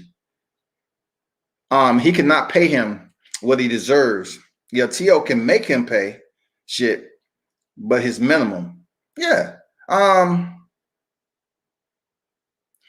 Absolutely. I agree. Top Rank, he can't make, I never said that Teo can make them pay what he believes he's worth. I even mentioned this in the interview. So therefore, let's just say he's getting $4 million. Did you hear what David said earlier? Like, he said just because they was being facetious, he asked for $5 million. So of course they was like, hell no, we ain't giving you no $5 million. So they know what the negotiation process. He understands it. He grabbed it. Come on, they're astute to this. That's what David McWater does, man. He understands what the number is supposed to look like. He understands that shit. So of course T.O. is not going to be able to go in there and say, okay, give me what I made on my last fight. Bob, no. David McWater is not going for that. I agree. That's no debate. T.O. can't make him pay shit. It's not all about making it. It's all about convincing him to change up the structure. Like, what can you do more now? Let's just say that Teofimo Lopez goes out on Triller with George Kambosos and the PPV does solid numbers. Then they go back to Bob Arum for the next fight. And he's going to have to kind of, contemplate a little bit, get with the team, ponder, really think this out, and then come back and say, okay, we'll give you some more higher than 1.2 because we believe this. You know what I'm saying? I believe Bob was just angry that Teofimo Lopez is holding his shit down. Motherfuckers moving like a boss, and they ain't playing around. And I think Bob felt left out. It's hilarious to me. Salute, Tio. Keep on doing what the fuck you doing, dog. Look, what he's doing ain't easy, but I salute him, man. I salute him, bro. T.O. is the A side of the lightweight. Absolutely. Hey, whoever says anything more than that, less than that, I don't know what to tell you. But Teofimo Lopez, it's gonna come. Be patient. This whole saga is gonna come to a halt. Believe this. It's gonna come a time on this YouTube community where when I speak of Teofimo Lopez, it's not gonna be associated with Devin Haney. We're gonna cut this out. I want you all to hang around, include everything boxing, and all the people I know that I'm gonna get that bet with. Please come back, because this fight somehow, some way, is gonna happen. It's gonna happen. I want it to happen too. I want it to happen. I ain't gonna lie. I want T.O. to face it because I want to put this to bed. I want to put this shit to bed. I want to be done, over with. So when I come back on here, I can talk about his next opponent. You know what I'm saying? We want to talk about the next opponent. I'm up here. Teofimo got Kambosos coming up. I'm speaking past Kambosos, and I'm speaking past Devin Haney. You know what I'm saying? Who's next? Josh Taylor? Josh Taylor at 140. You know what I'm saying? I'm looking up to 140 right now. That's what I'm saying. I'm looking at 140 right there, Shawty. King Mitch in the building. What's good?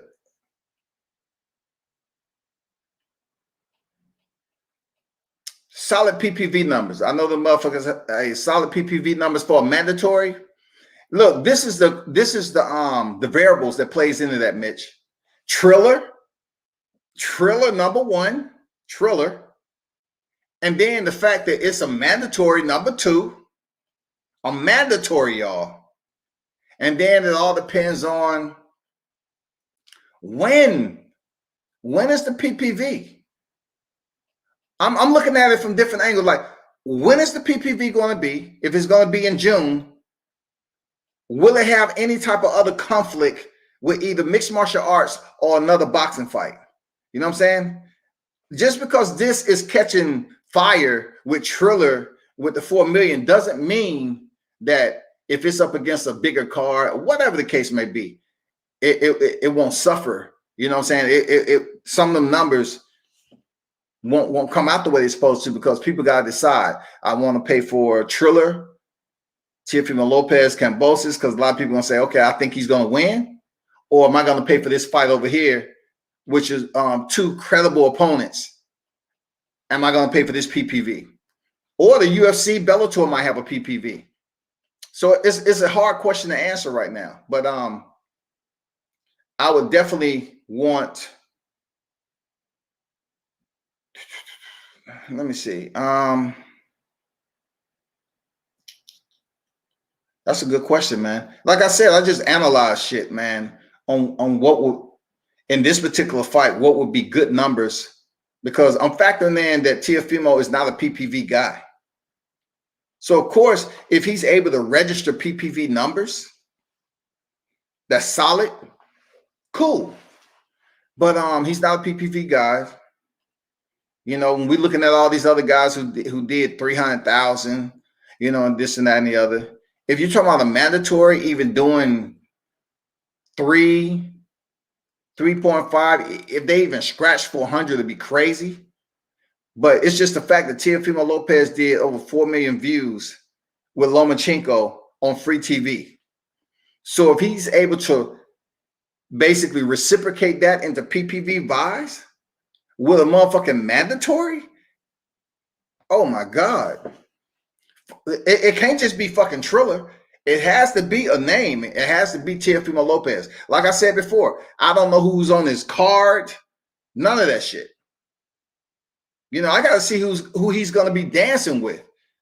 You know, who's going to be on the same card? Who's going to be his company? For me to say that. That's a solid question there, Mitch. That's a good question. It would be solid PPV, but not because of no Kambosos fight. I'll be sticking to his shit. That's going to be on the Holyfield Tyson if they put that fight on the card.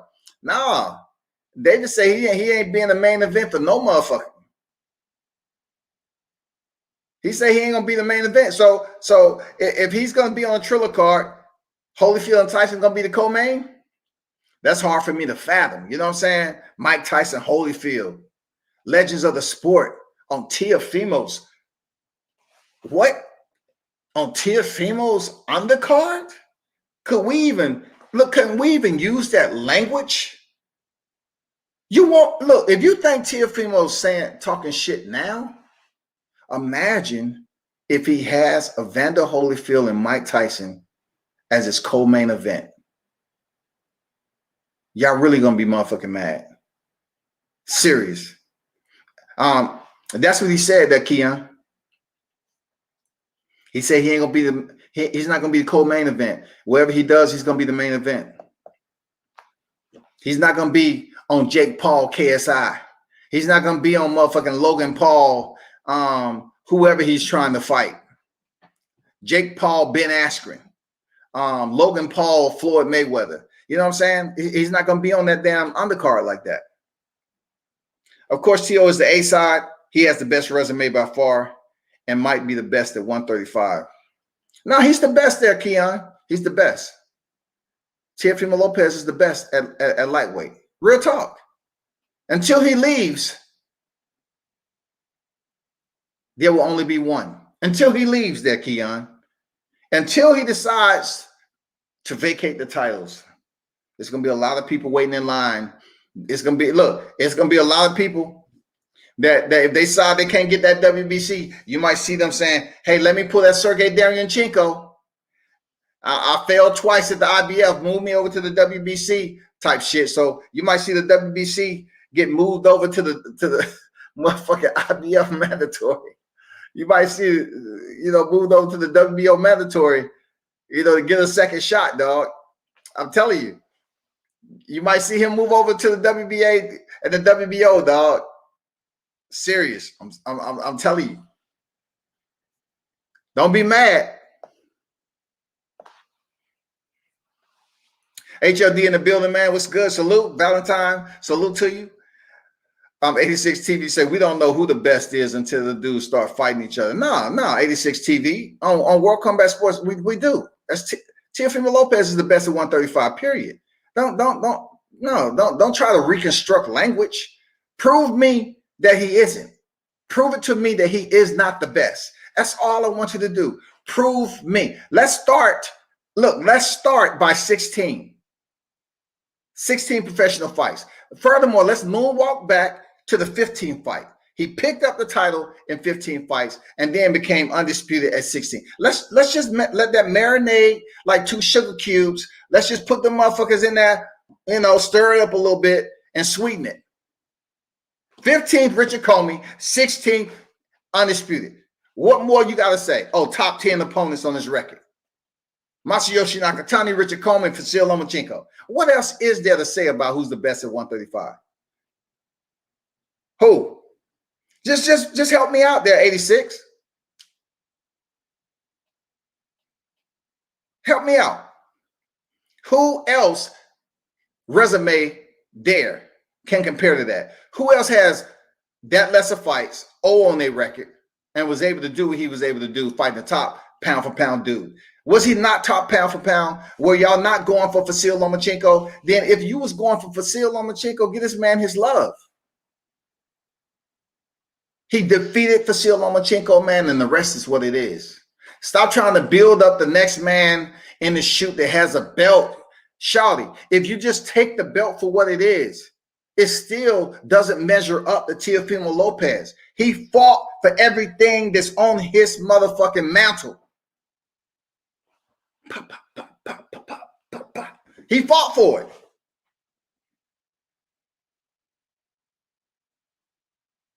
Don't get up here and try to take shit personal and reconstruct and send threats here and all this shit. Bro, email is email. Don't try to damn reconstruct the language, man. The shit, he fought for his titles, man. Richard Comey was the champion. He fought for Vasil Lomachenko, who was the top pound for pound. How else do you want me to articulate that? Because that's just as simple as I can get it. His resume don't add up. The belts don't add up. And how he received and earned the belts doesn't add up. Period. And then if they do ever fight, that shit ain't gonna be good for him either. Because like I said before, how are you gonna feel when the belt you just lost is back up on the market? Well, we have Javier Fortuna and we have Ryan Garcia fighting for the vacant WBC world title. And this will take place on Halloween Day because it is indeed strange. Yes, indeed. So therefore, the only other way is if he wants to be two-time, world champion, he has to go and try to face a mandatory. He has to go to the WBA, IBF, and the WBO, period. It's not going to be a rematch clause in there. I don't know because I haven't seen him fight Haney, Davis Garcia. He has the best resume, but until he cleans out the division, we don't know. Clean out. Listen, I understand how people like to use the word clean out the division, right? So when you're talking about maintenance in general, right? Maintenance is just basically checking to see if everything is running effectively, right? That 86 TV. So when you say clean out, if he put the key in his door, right? And he enters his home, you know what I'm saying? And he sees all these belts over there on the sofa. All the motherfucking belts. That look like he cleaned out some shit to me. If he walks in there and all the motherfucking belts over there, isn't that cleaning out? Or are you thinking, well, he needs to go and fight people that's a belt status below him to clean out? No. Cleaning up, cleaning out is the fact that you have all the top belts. You have all the belts. I'm not here to debate the franchise shit. I'm just saying, you have all the top level belts, all the top tier belts. Gervonta Davis needs, if you're going to hold him and throw his name in there, he needs to fight more opposition at 35. And then let me slide over here to Mr. Bozo himself. Ryan Garcia, we don't know what the fuck is he doing. He's capping. He's a capper. He's the biggest capper in the lightweight division. He's the biggest ducker in boxing right now. Ryan Garcia. He keeps on putting out there he want to fight Gervonta, but then again, he says he got something bigger, Manny Pacquiao. Manny Pacquiao is said to potentially may face Terrence Crawford. He don't know what the fuck he want to lie about. I'm done talking about this dude. Davis and Garcia, they have work to do. Davis, he fought Gamboa. That's not enough because his next fight was Leo Santa Cruz. He needs to do more. HLD, it would be a smart move to co-main event with Tyson versus Holyfield. They would see 2.53 million PPV buys. Listen, David McWater said he is not co-maining. He's not going to be nothing. He's going to be the main event, the HLD, the main event. I understand what you're saying. Those two legends, they're going to do pretty solid, PPVs. But check this out though. Let me go back up here. If I still have it up here, y'all, will it be enough for that? Will it be enough? Mike Tyson versus Evander Holyfield to 2.6 million. You trying to tell me, HLD? You trying to tell me that you want Teofimo Lopez to fight a mandatory on a PPV card that exceeds two legends like that? Do you really want him to do that with a mandatory? Do you know how uncontrollable that shit will be? They think his ego is big now. Do you believe? Are we ready for that on YouTube? I don't think we are. I don't think we're ready for that shit, bro. I don't think we're ready for that. I think we just moving too fast, man. I don't think they're ready for that. T.O. the best right now. It's up to any other fighters to prove he's not. They might can, they might can't, but they need to fight. Yeah, they need to fight. They definitely need to fight. It's just all about if it's going to happen or not. Tank only fought Gamboa at 35. Absolutely. He fought Gamboa at 35, and then he fought Leo, man. He has to do more. Cleaning out to me means you beat all the top guys. Errol Spence, for instance. We know because he fights and beats everyone in the top 5. I just want the same from T.O. Like 86, I'll say that for another live because I really don't want to go up here and destroy what you just said about Errol Spence fighting all these guys. Mikey Garcia that loves coming in second. Sean Porter. Give Sean Porter his respect. You know what I'm saying? I give him his respect. Kell Brook in his backyard. Respect. Dos. Uno, dos. See? All right.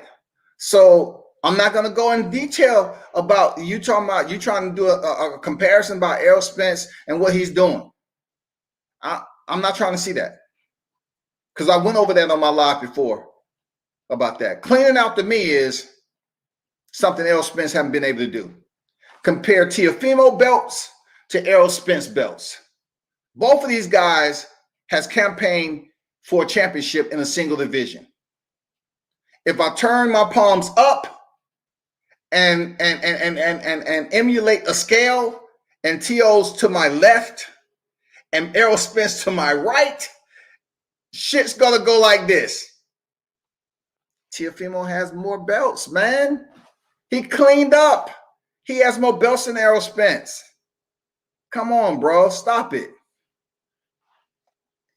That was absolutely a poor analogy there, 86. Comparing Errol Spence to what Teofimo. Look, this is gonna blast through everything you're talking about. This is gonna blast through everything you're talking about. Because name one fighter that was higher on the pound-for-pound list that Errol Spence has fought than Vasil Lomachenko. Go ahead. Just tell me. If that's your comparison and cleaning out, name that opponent that has been in the top 5 on the pound-for-pound list higher than Vasil Lomachenko. That's it. The zone paying Haney good money to beat fighters out of the top 15. Low risk, high reward. I don't blame Bill Devin for taking that easy money. Both T.O., let me see, both Both Tio and Devin are their early 20s. Yeah, man, they young lions in the game at the end of the day, man. Get paid how you get paid. But this media shit, man, it's opinionated. Everybody's not going to agree to everything. You know what I'm saying? Shout out to Punch Drunk Boxing on him, man. Salute to you, bro. He said, WCS, salute veteran. Appreciate you. Make sure y'all check out Punch Drunk Boxing. D-Ray say, salute WCS. JD Spade say, the zone. Okay, I already read that. Aaron Jones, what's good? What's good with your fam? HRD say, if T.O. brings in close to 10% of his ESPN views of 4.2 on PPV buys, that would be about 400K PPV buys. Still not bad. No, it's not bad. Especially if he's fighting George Kambosos. You know what I'm saying? Especially if he's fighting George Kambosos, right? Y'all don't want him to have a Twitter account. If he's able to emulate that, y'all don't want Teofimo to keep his Twitter account. Seriously. I know people, I know people gonna get on here and say, okay, well, look who was on his card. And we can say that about everybody. Okay, look who he was fighting with on the other card. Okay, cool. But if by chance he's able to bring in close to 10% ESPN and of the 4.2 on PPV buys and rally in a 400K, right? A solid 400K. You don't want him to have a Twitter account for real. That's just him breaching another level of success, man. Him breaching another level of superstar. That's it. Man, Teofimo ain't running shit at Triller. If they tell him he's fighting on Tyson's undercard, that's exactly what he's going to do. They already won the purse bid. Okay. I agree with that to a point. Okay. I agree that he's not telling Triller anything. But a lot of people don't know the communication that's been going on before this purse bid even took place. I'm telling you, man. Look, if you think you didn't hear David McWater give you some nuggets about T.O. being in Snoop Dogg video and all that, it's a lot of people that's fucking with him. Just like they fucking with Edgar Berlanga. Listen, bro. Listen. It's some shit that's flowing in the current real strong. I'm telling you, it's not like you think like Lopez don't know shit about this Triller. The people that's attached to the music business that's been involved with these cats for a long period of time. Like you're not considering how much influence they have with bringing T.O. on deck and what he got going on right now, his star power, right? It's not like T.O. is walking into Triller like he would a Top Rank when he was just signing to the promotion. It's not like that, bro. And I'll speak on it a little bit more. I'm trying to get some other people without giving away shit because I don't like putting shit up here and I can't get it. Like if I can't deliver, I just like to put the shit up on the thumbnail once I lock it in and then let you know. But stay tuned, man. I'm trying to get some shit cooking so we can what HLD is talking about and what Keon was just mentioning, so I can just put all that to rest. Because it's not what you think. Like it's some people that's really fucking with T.O. And Team Lopez, man, is they doing shit different. Can you imagine what Crawford would do to Mikey? Well, I put it this way, SB9. It's according to what Mikey sees. Mikey last time he said he see things, he see things and spits. I see shit. Okay. I wonder if Mikey Garcia is gonna say the same thing for Crawford. Because he gonna be seeing that motherfucking left hand in his motherfucking face. That's what he gonna be seeing. Michael was hilarious though, man. Serious, Michael was hilarious, dog. Some fans are haters and never will be pleased with T.O. I agree. I mean, look, you're gonna always have that in boxing in general. You know what I'm saying? Look at the primary names that people talk about mostly in boxing. All right, Deontay Wilder, first and foremost. Deontay Wilder, Teofimo Lopez, right? Canelo Alvarez in between there. But Canelo, like, he's not a social media. Like it's no way that the fans can truly attach themselves to Canelo outside of just seeing him doing a training video. He's not really out here talking shit. But, you know, Deontay Wilder may come on here and talk a little bit. You know what I'm saying? He do an interview with 7 Sports TV. And then you might see Teo all the time on Triller, all over the place talking. So those two names right there, Deontay Wilder and Teofimo Lopez, out of all the fighters that we have out here, that's primarily what people are talking about.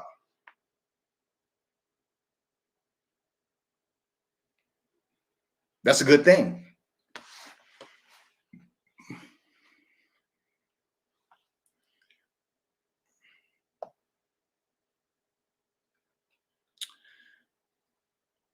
'86 say pound for pound, Lomachenko lost to Salido and looked shaky his entire time at 135. Was never pound for pound to me. Okay, but on the list he was, and a lot of commentators were building him up to defeat Teofimo Lopez. Real talk. You know well as I do. Come on. Stop trying to act like that's not the case, man. A lot of people were building him up for this fight to go in there with no rematch clause to defeat Teofimo Lopez. Don't bring Salido's name up in this shit. How y'all dog Gary Russell out. I don't want to hear shit about Salido, bro. I don't want to hear nothing about Salido. I'm not showing Lomachenko. Look, Lomachenko was a high-tech, the Matrix. People were just building him incredibly. He's damn near a perfect boxer. His skill is unmatched. You know what I'm saying? He's just this high-level, double gold standard Olympian. He can't be fucked with. Teofimo Lopez, he's not going to be able to handle the angles. He's not going to be able to handle the speed. And we already know what happened. Teofimo was up in pound for pound because they wanted him there. With only 14 motherfucking wins, they wanted him on the pound for pound list. They catered to him. Made him the undisputed. I mean, not undisputed. They made him the motherfucking franchise belt holder, the first one at lightweight. When some of these haters are going to start giving credit to Teo for everything he's doing, he's the man at lightweight and the undisputed champion with all the straps. Deal with it. Deal with it, man. Just deal with it. When undisputed come up, don't hesitate. Just say, okay, undisputed. I mean, just say it, dog. You know what I'm saying? Just say it.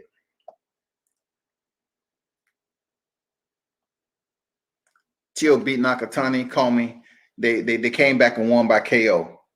Where's Gamboa and Leo? If that's the best Haney and Tank have faced so far, God damn it, salute. Let me goddamn put that shit up there. I need to put that up there. Real talk. That's some solid shit. That's some solid shit right there. Hey, how much more is Porter now worth if Kambosos is getting 2.1 million? Well, first of all, let's look at it this way, HLD. Comparing what Porter is worth to Kambosos, the last time I checked, Kambosos may be a mandatory, but he's undefeated.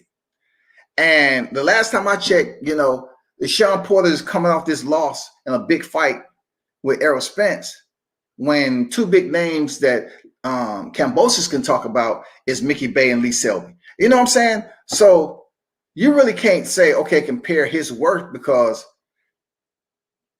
Kambosos haven't really lost to the big names yet. He's pending. One name, Teofimo Lopez, he's pending. Kambosos pending his loss. But I'm telling you, when it comes to Sean Porter has Kell Brook on there. He has Keith Thurman on that motherfucker. You know what I'm saying? He has freaking Errol Spence on his the right side of his ledger. You know what I'm saying? I can't even answer that question for you. Because when it comes down to it, Kambosos, he has two pretty legitimate, solid names, and he's not considered close to being a gatekeeper right now. I'm just being honest, man. I know that shit sounds disrespectful, but last time I checked, you know, Terrence Crawford just holds the WBO welterweight world title. He's not undisputed right now, man. You know what I'm saying? He don't have that damn WBC, WBA, IBF, and WBO and the lineal title. He don't have that. So I can see if maybe Terrence Crawford had that. Maybe Sean Porter, you know, had the WBA title. Something, bro. You can't even compare something, HLD. You know, I mean, give him something. And I'm trying to see how much more I can put in this appraisal. You know what I'm saying? I'm trying to check the shingles on the roof. I'm trying to see, you know, how long the wood floor has been down. I'm trying to find a way to get Shawn Porter some more appraisal value when it comes to Crawford. Because what they see in Teofimo doing, I'm pretty sure they're shaking their head a little bit. They're saying HOW. Some people hating the fact that Teo have better resume than Spence. Yo, it's facts. Get off your feelings. So the only two reputable, if I really dig deep on this Spence resume, and I did this before, like him having 18 fights and fluctuating in weight and really not even competing at a solid 147 in the welterweight division. He was moving up and down most of his career. That's facts, y'all. But you know, the one fight that I can truly give him, Shawn Porter. You know what I'm saying? Kell Brook, in a sense, where he did go in his backyard, but Kell Brook was coming off a beating from Gennady. But I still got to give Errol Spence's credit on that shit.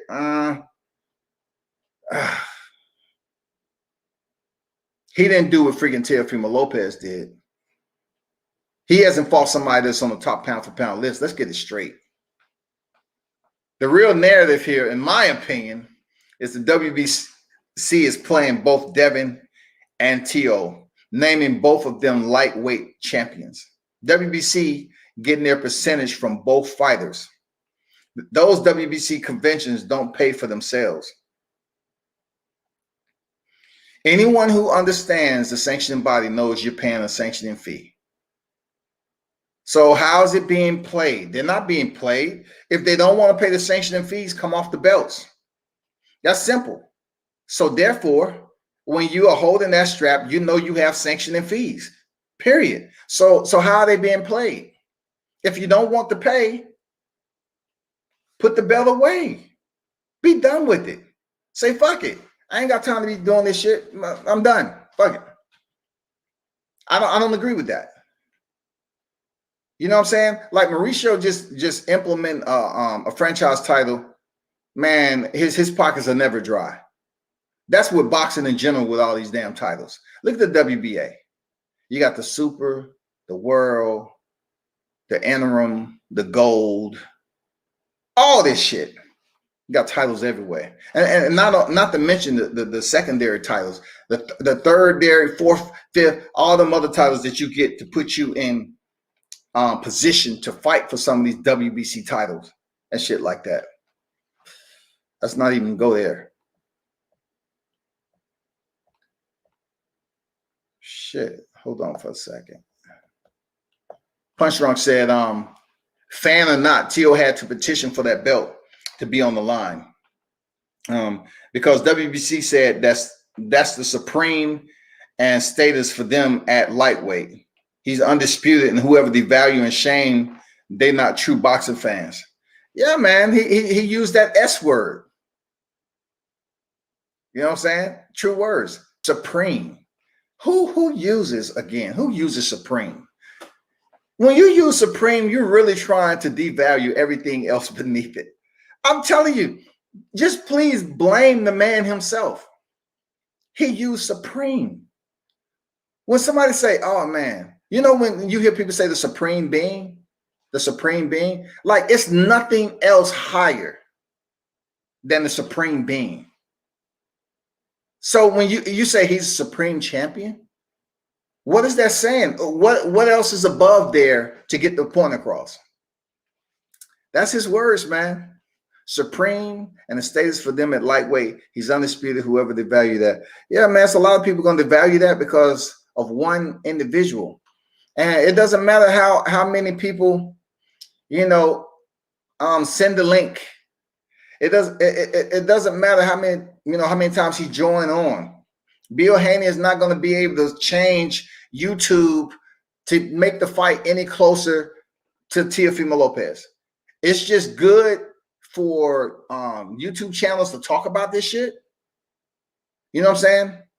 But it's not gonna bring it. It's not gonna bridge the gap, man, to bring this fight any closer. It's totally up to the Lopez to say I'm going to fight him. Look, I'm pretty sure he doesn't give a fuck if y'all say he's a duck or not. The man made a video with Daffy Duck on his head. He don't give a fuck. Come on, man. He said, I'm the biggest ducker in boxing.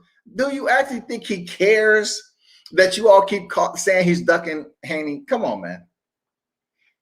He doesn't care, bro. He doesn't fucking care, dog.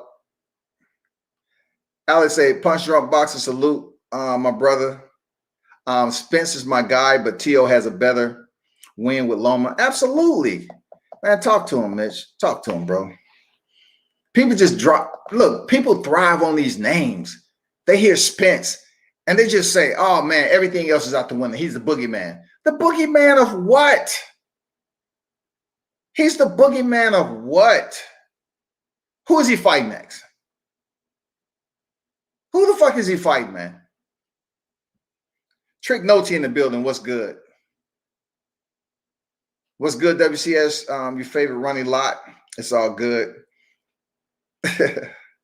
Your favorite running lot. Hey, I need his retirement account. You know what I'm saying? We're going to talk about the man. Look, Ronnie Lott was one of my favorite. He used to leave his feet when he was making contact with his damn target. That dude was a problem. I get a couple more, and then I have to go to this fight card. People got work to do in the trenches, man. I wonder if Kambosos' fight will be PPV in Australia. I don't know. That's a good question. That's a good question.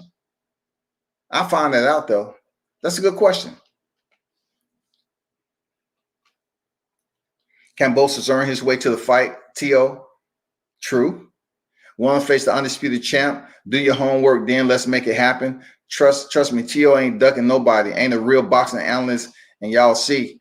Hey, man, YouTube ain't never made a fight. It's good for conversation, but YouTube has never brought a fight together, y'all. Look, I know it's a lot of energy that was placed into that dang Mr. Gary Russell Jr. and Devin Haney. That shit didn't go nowhere. When I saw that they wasn't gonna release that November 7th date, and Gary Russell needed to get in fight camp and all this other shit, and Devin was already, I knew that fight wasn't happening. But it was good for TV. It was good for TV, period. But YouTube is just a media-based social vehicle where you're able to communicate with like-minded individuals, so to speak. That's all YouTube is. It doesn't make fights. In a little bit, bro. I'll text you when I get off. In a little bit, for sure. Space, a WBC has 2 belts, the same division. Suleiman first stating Devin is the real lightweight champion, then changes his mind, stating Tio is the lightweight champion getting played. Lightweight champ equal getting played. Okay, check this out, JD. I understand what you're saying with language, right? But check this out. I'm not trying to be petty about it, right?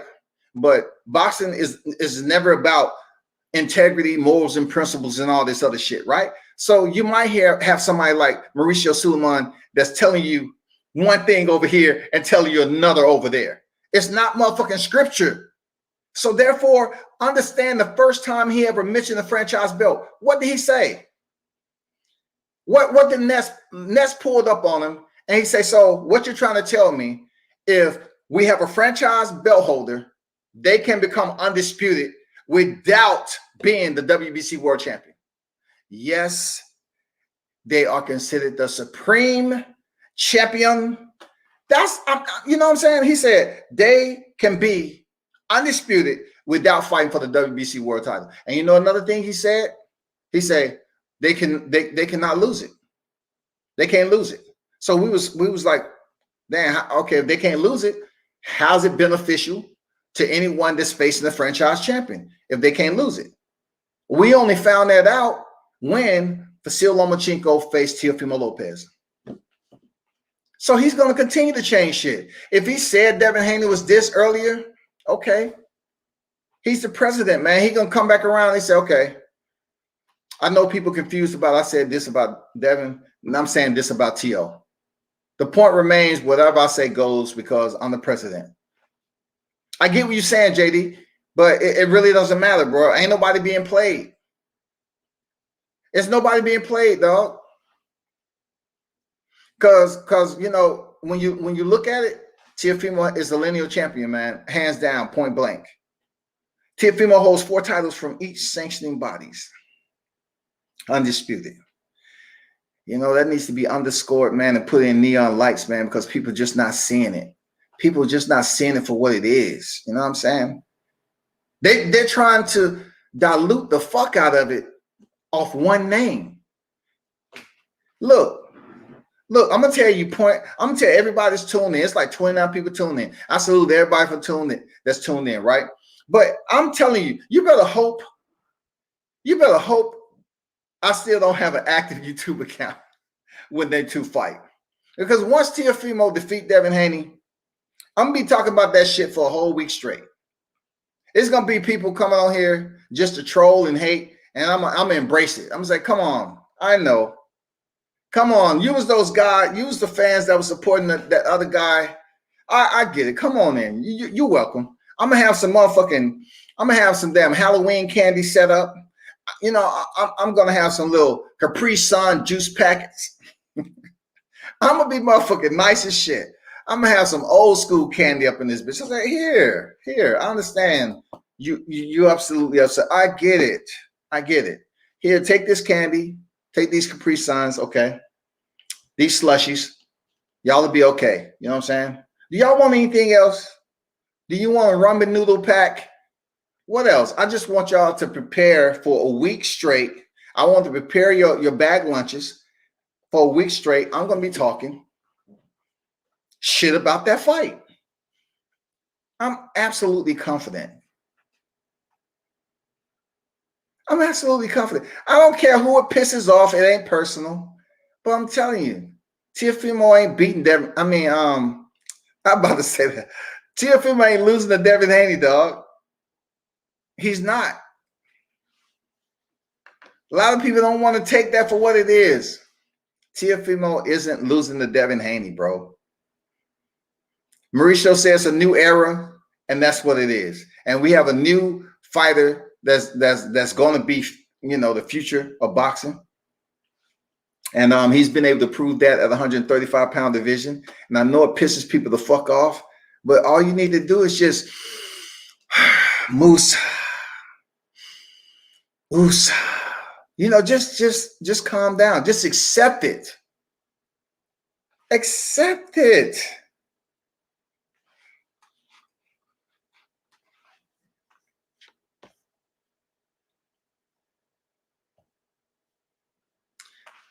Pac-Man said, I think people should be mad at Mauricio than Teo. Truthfully, Devin should let that belt go. I wouldn't be paying sanction fees if the HNIC told me I'm not champion. See, you know what? See, Tay might get away with that. You know what I'm saying? Because he's a fighter. He might get away with that, and they might respect him because he's a fighter. But see, me, I said, you know, that's what I was alluding to, you know, way back when, you know, I'm called out my name and shit.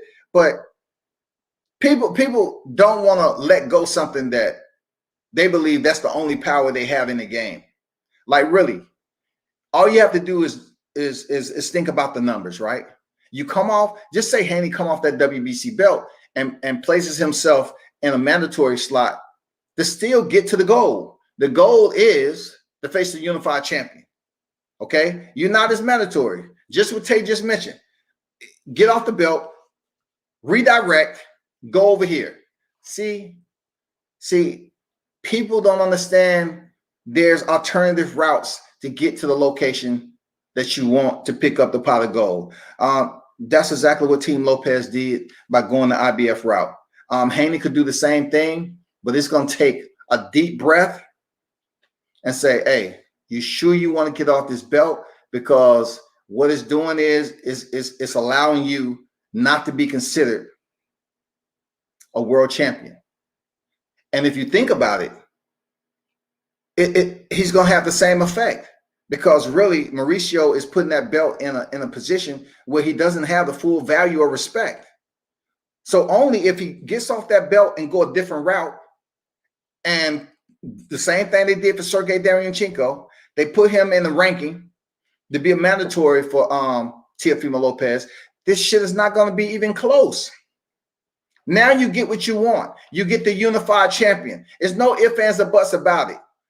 Haney is not dropping in the motherfucking ranking systems to number 14. It's not going to happen. But he would just be without the belt and go and redirect himself in another sanctioning body, whether it be the WBA, IBF, or the WBO. Now he becomes a mandatory, and you know, it is what it is. Preferably the IBF.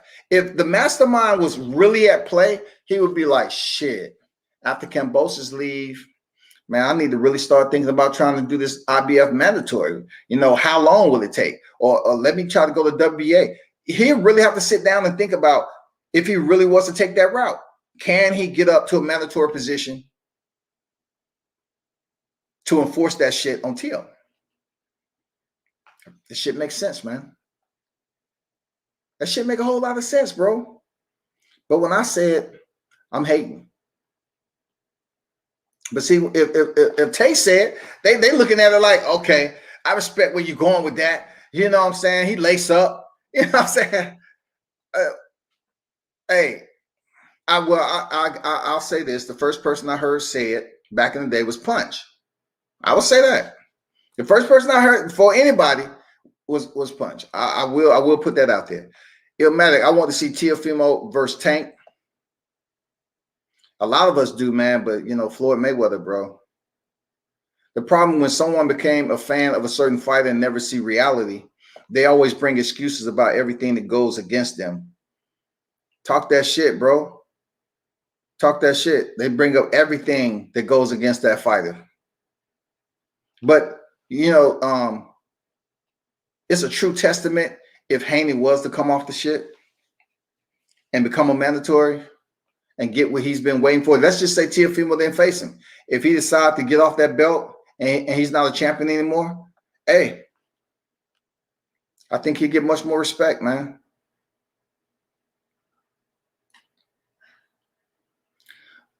I think Teo does beat Haney. Romano say boxing the only sport where you can pay to be a champion. Devin Haney is levels above Ryan Garcia and Teofimo Lopez. Ryan Garcia and Teofimo Lopez trust. Shout out Victor Brown. Trust what? Trust that you made a statement and use emojis. I mean, trust what? What are we trusting? And don't put Ryan Garcia and Teofimo Lopez in the same sentence. All right? Let's not do that. Let's not disrespect the chat. Let's not disrespect this shit, dog. You're putting Ryan Garcia in the same sentence as Teofimo Lopez. But yet you're trying to prove that Haney is better than both of them. Dog, that's not cool what you just did, bro. Ryan Garcia doesn't deserve to be in the same sentence as Teofimo Lopez. I don't care if they both Latino or not, man. He hasn't even came close to doing what Teofimo's been able to accomplish in boxing. Stop it, bro.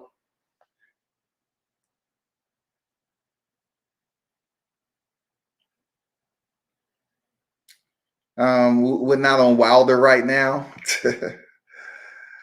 Teo and Loma are the best at 135. WCS, they call him Teofimo a duck. However, Devin Haney is a duck and is mandatory Javier Fortuna for Ola Linares. What's your take? I already said this, man. Like, I really can't put the Duck Masters Coalition on somebody who I've did it before. No, they want to call me a bitch ass nigga for talking the same shit, dog. Stop it. Stop it. Went from Javier Fortuna, Vasil Lomachenko, Teofimo Lopez, Ryan Garcia. Now all of a sudden, the Boxing Voice have Samson on there, Javier Fortuna shit, and we might have this, and then Jorge Linares is the guy. Should I go back on the roster? Javier Fortuna drops out for whatever reason. Oh, Vasil Lomachenko can't get that shit. All those excuses or whatever. Teofimo Lopez. Oh, we want Teofimo Lopez. Ness ask him. Because you don't want me. I still got the receipts right here. When you was with Bob, did you talk about Vasil Lomachenko? No, we want Teo. Okay, you want Teo. Boom. You're not getting Teo. What's next? We want Ryan Garcia because Ryan Garcia is about to step in there with Luke Campbell, and he's going to become the interim champion. So let's switch it up. Boom. Post-fight. Gervonta Davis. Ryan Garcia called Gervonta Davis. He didn't even got, oh my God. Please. Stop. Stop, HOD. Stop. Because when you make them aware of that Jorge Linares is not going to enhance anything. Dude has been stopped several times. I think, to be honest with you, I think Jorge Linares is worse than Gamboa. I don't care if he has 40 plus wins on his record. The dude is prone to go to sleep. Not only is he prone to go to sleep, he does it in the early round. He don't waste no time. A shot of tequila, please, and give me about 4 Ambiens. Yeah. Oh, I'm sleepy. When the fight started? Oh, okay. Referee's instruction. Man, I'm sleepy. Then he goes in there and get knocked out. I'm telling you, that's Jorge Linares, dog. 5 losses, 5 knockouts. I mean, come on, bro. How is Haney supposed to? Man, stop it. Just stop it. Just stop it, man. If y'all really want to make, if they really want to make that Javier Fortuna fight, you will understand people will respect Javier Fortuna more than old Linares has been knocked out too many times. You know what I'm saying? I mean, that you just can't respect that shit, man. Don't call me out my name when other people are saying the same. Devin Haney has almost a cult-like following. Devin Haney is doing no wrong. Nobody say he was doing no wrong. We're talking boxing. You putting that out here on a live chat is doing wrong. Nobody said he was freaking. He don't have no cult following. Stop it. Stop it, Aaron. Stop. Hey, if you are whoever you are behind the scene, cool. But this ain't nothing personal with Haney. This is boxing talk. Don't come over here and act like I'm saying something wrong and then turn back around and I mean you say I'm saying something wrong and they mad, but yet somebody else said on a higher platform and you take it for substance. And you know what I'm saying? No, don't do that shit, dog. Haney will struggle with Nakatani and Comey. Pillow punches doesn't work against him. He doesn't have that power, bro. People don't want to accept he doesn't have that power. So Devin said he was going to do Gamboa worse than anybody. Then him and fans said he's pure boxer. His face clean. Then they came out and said his hand was broke. That's why he couldn't finish him. Man, you said a lot in that, man. And you know what? Like I said, if World Combat Sports repeat what you just said, I did a live on that shit. I say, hell no, you ain't trying to prove to us that you can go the distance with somebody like Gamboa. You're trying to compete for people to tune in to you more than they tune in to Gervonta Davis. You want to go in there and do them dirty, like you said. So go do them dirty. That's what we was waiting on. Nope. Motherfucking Gamboa was laughing, smiling, and you thought he had got paid what Kambosos is about to get to face Teofimo Lopez. He walking up out of here with 2.1. Goddamn Gamboa was so cheerful. My friend, I'm happy. I'm really happy. You know? I mean, shit. Come on, dog. Man, y'all really put some good shit in here, man. Linares, no defense at all. True.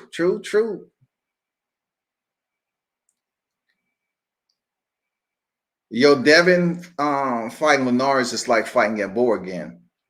See? Good point, Alex. Good point, man. Another washed out fighter for Haney. He should fight Comey versus or Nakatani. That's all I'm saying. Fight Comey or Nakatani, bro. That's true words right there. Fighting Linares is damn near fighting Gamboa. You look at Gamboa being on the canvas so many fucking times, and then look at Linares. Same thing. Same thing, bro. Good point. I need to put that up there, Alex. Good shit. Now I said he can't do no wrong, bro. Yeah. Everything boxing say that George fight trash to me. It is, bro. But once again, like when I say this shit, it's a whole different story, bro. You know what I'm saying? That George or Jorge Linares, I look at that shit. I just don't understand. Like it's no other man. Why not Fasil or Nakatani? Them the two right there to prove it. Like he cannot get Richard Coleman because Richard Coleman was in fight camp, right? And he was fighting Jackson Marines. That shit been out here. So it's no way he could have got Richard Coleman. It's too quick of a turnaround. So then you look at the Vasil Lomachenko. He had surgery. He's been in recovery. He's good. He's coming back to fight a motherfucking tough-ass opponent, Masayoshi Nakatani. People are going to start back showing damn Vasil love now. They say, you know what? I got to give Vasil Lomachenko that love because he's coming back and fighting Nakatani. Tall-ass Nakatani. Shit. Motherfuckers going to start giving him love, man. I saw your, appreciate the, let me see where you at. Appreciate the super chat there. Evis. Who is your top 5 pound for pound? It's not, me, I really don't have right now.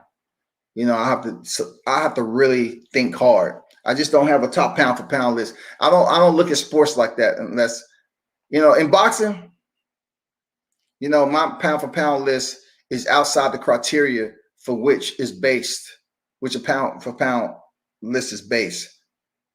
I used to look at it like it can be any boxer.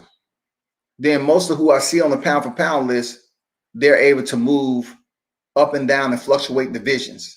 You know what I'm saying? And then according to who you speak, I say, so how the fuck is Tyson Fury on there and Deontay Wilder's never on there? And then they want to come up with shit, because he did that. See, I don't really respect the pound for pound shit. Unless this is the only way I respect the pound for pound. Multiple divisions, multiple titles, and that's the only way. Like I respect the Terrence Crawford. Terrence Crawford is up there in the pound for pound list. My pound for pound list. Canelo Alvarez is up there on my pound for pound list. Period. I can tell you who's not up there. Alexander Usyk is not up there. Errol Spence ain't on my pound for pound list. We can just cancel that shit out right now. We just cancel that out. Done. I know some people that should be on the pound for pound list. That should be a little higher than what they've been able to accomplish. Teofimo Lopez, what he's been able to accomplish. He's sitting at number 6 or whatever right now, according to the way you look. But he defeated the top 2 guy. You know what I'm saying? So I don't want to get too far off subject, man. Because I gotta end up bouncing, man. Team Haney wants to fight everybody without doing a single thing. That's what they were saying, man. That's all T.O. was telling them, right? T.O. was like, do something. Fight somebody. Just give us something that we can just hold close to our heart and just color that shit. Just get no Jorge Linares. No your Yorkis Gamboa. Bruh, the social media shit only goes so far. And then you have to really challenge yourself to say, you know what, I need to do better. Real talk, I need to do better. Fuck that. I got to do better. I got to fight better shit.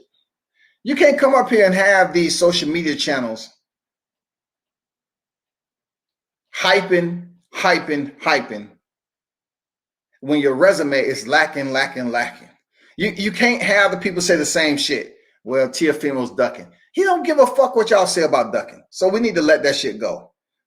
The fact remains is when he put the key in the door and turned that motherfucker, and he opens up to that space and he sees all those titles over there. He doesn't need to ask for the conductor of the orchestra to start playing. He already He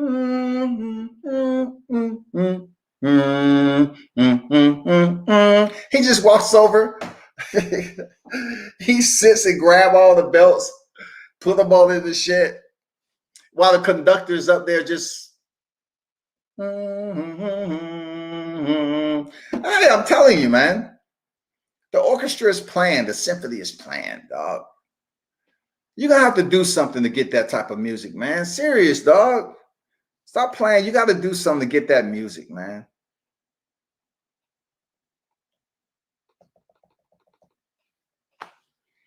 Why is it when Bill Haney comes on these platforms, he mentioned Teofimo more than his own son, Devin?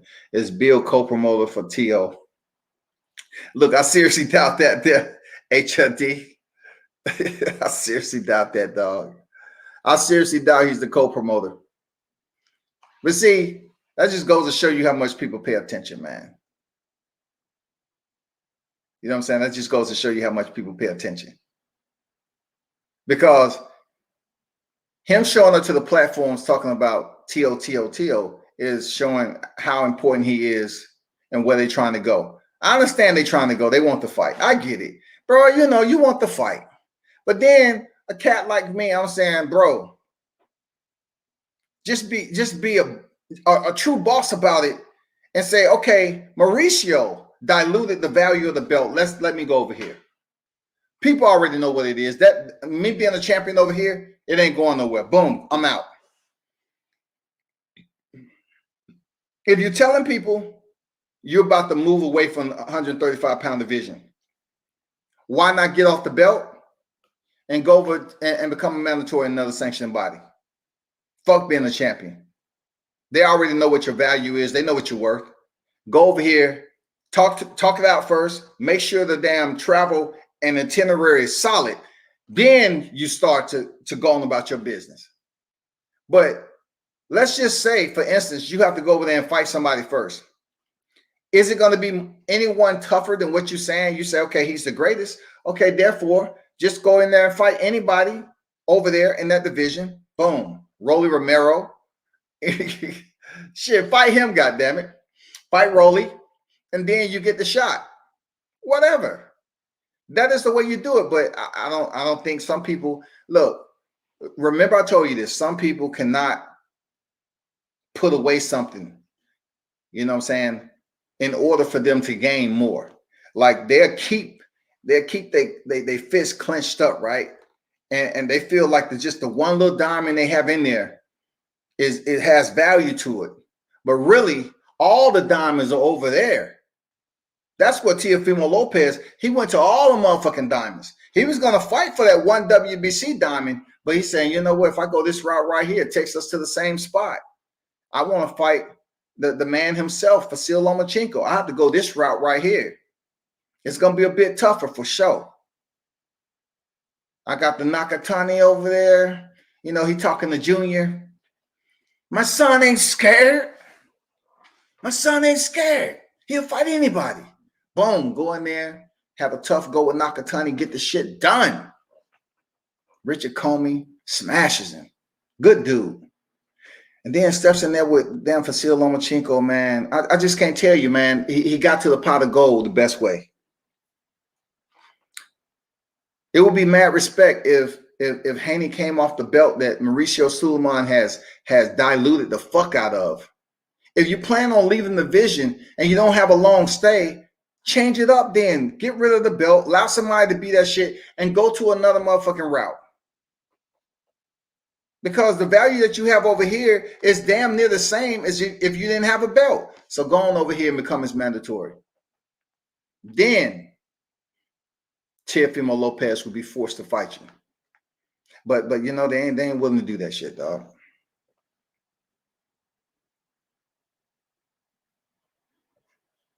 Absolutely. And he will, Romano. There's a dangerous fighter at 135 that can make Pitbull Cruz. You're right, man. I know Kano has mentioned that fight too. But they have to make a splash, though. They have to get the chance. You know what I'm saying? They have to make the chance. And listen, that'd be a tough fight for Cruz, man. As much as I know Tank, I've seen Tank fight several times and seen him in sparring. Man, Tank is a motherfucking savage, dog. That'd be a tough fight for him. Real talk. Say what you want about him gaining weight in between fights. Man, tough. Tank is a savage, period.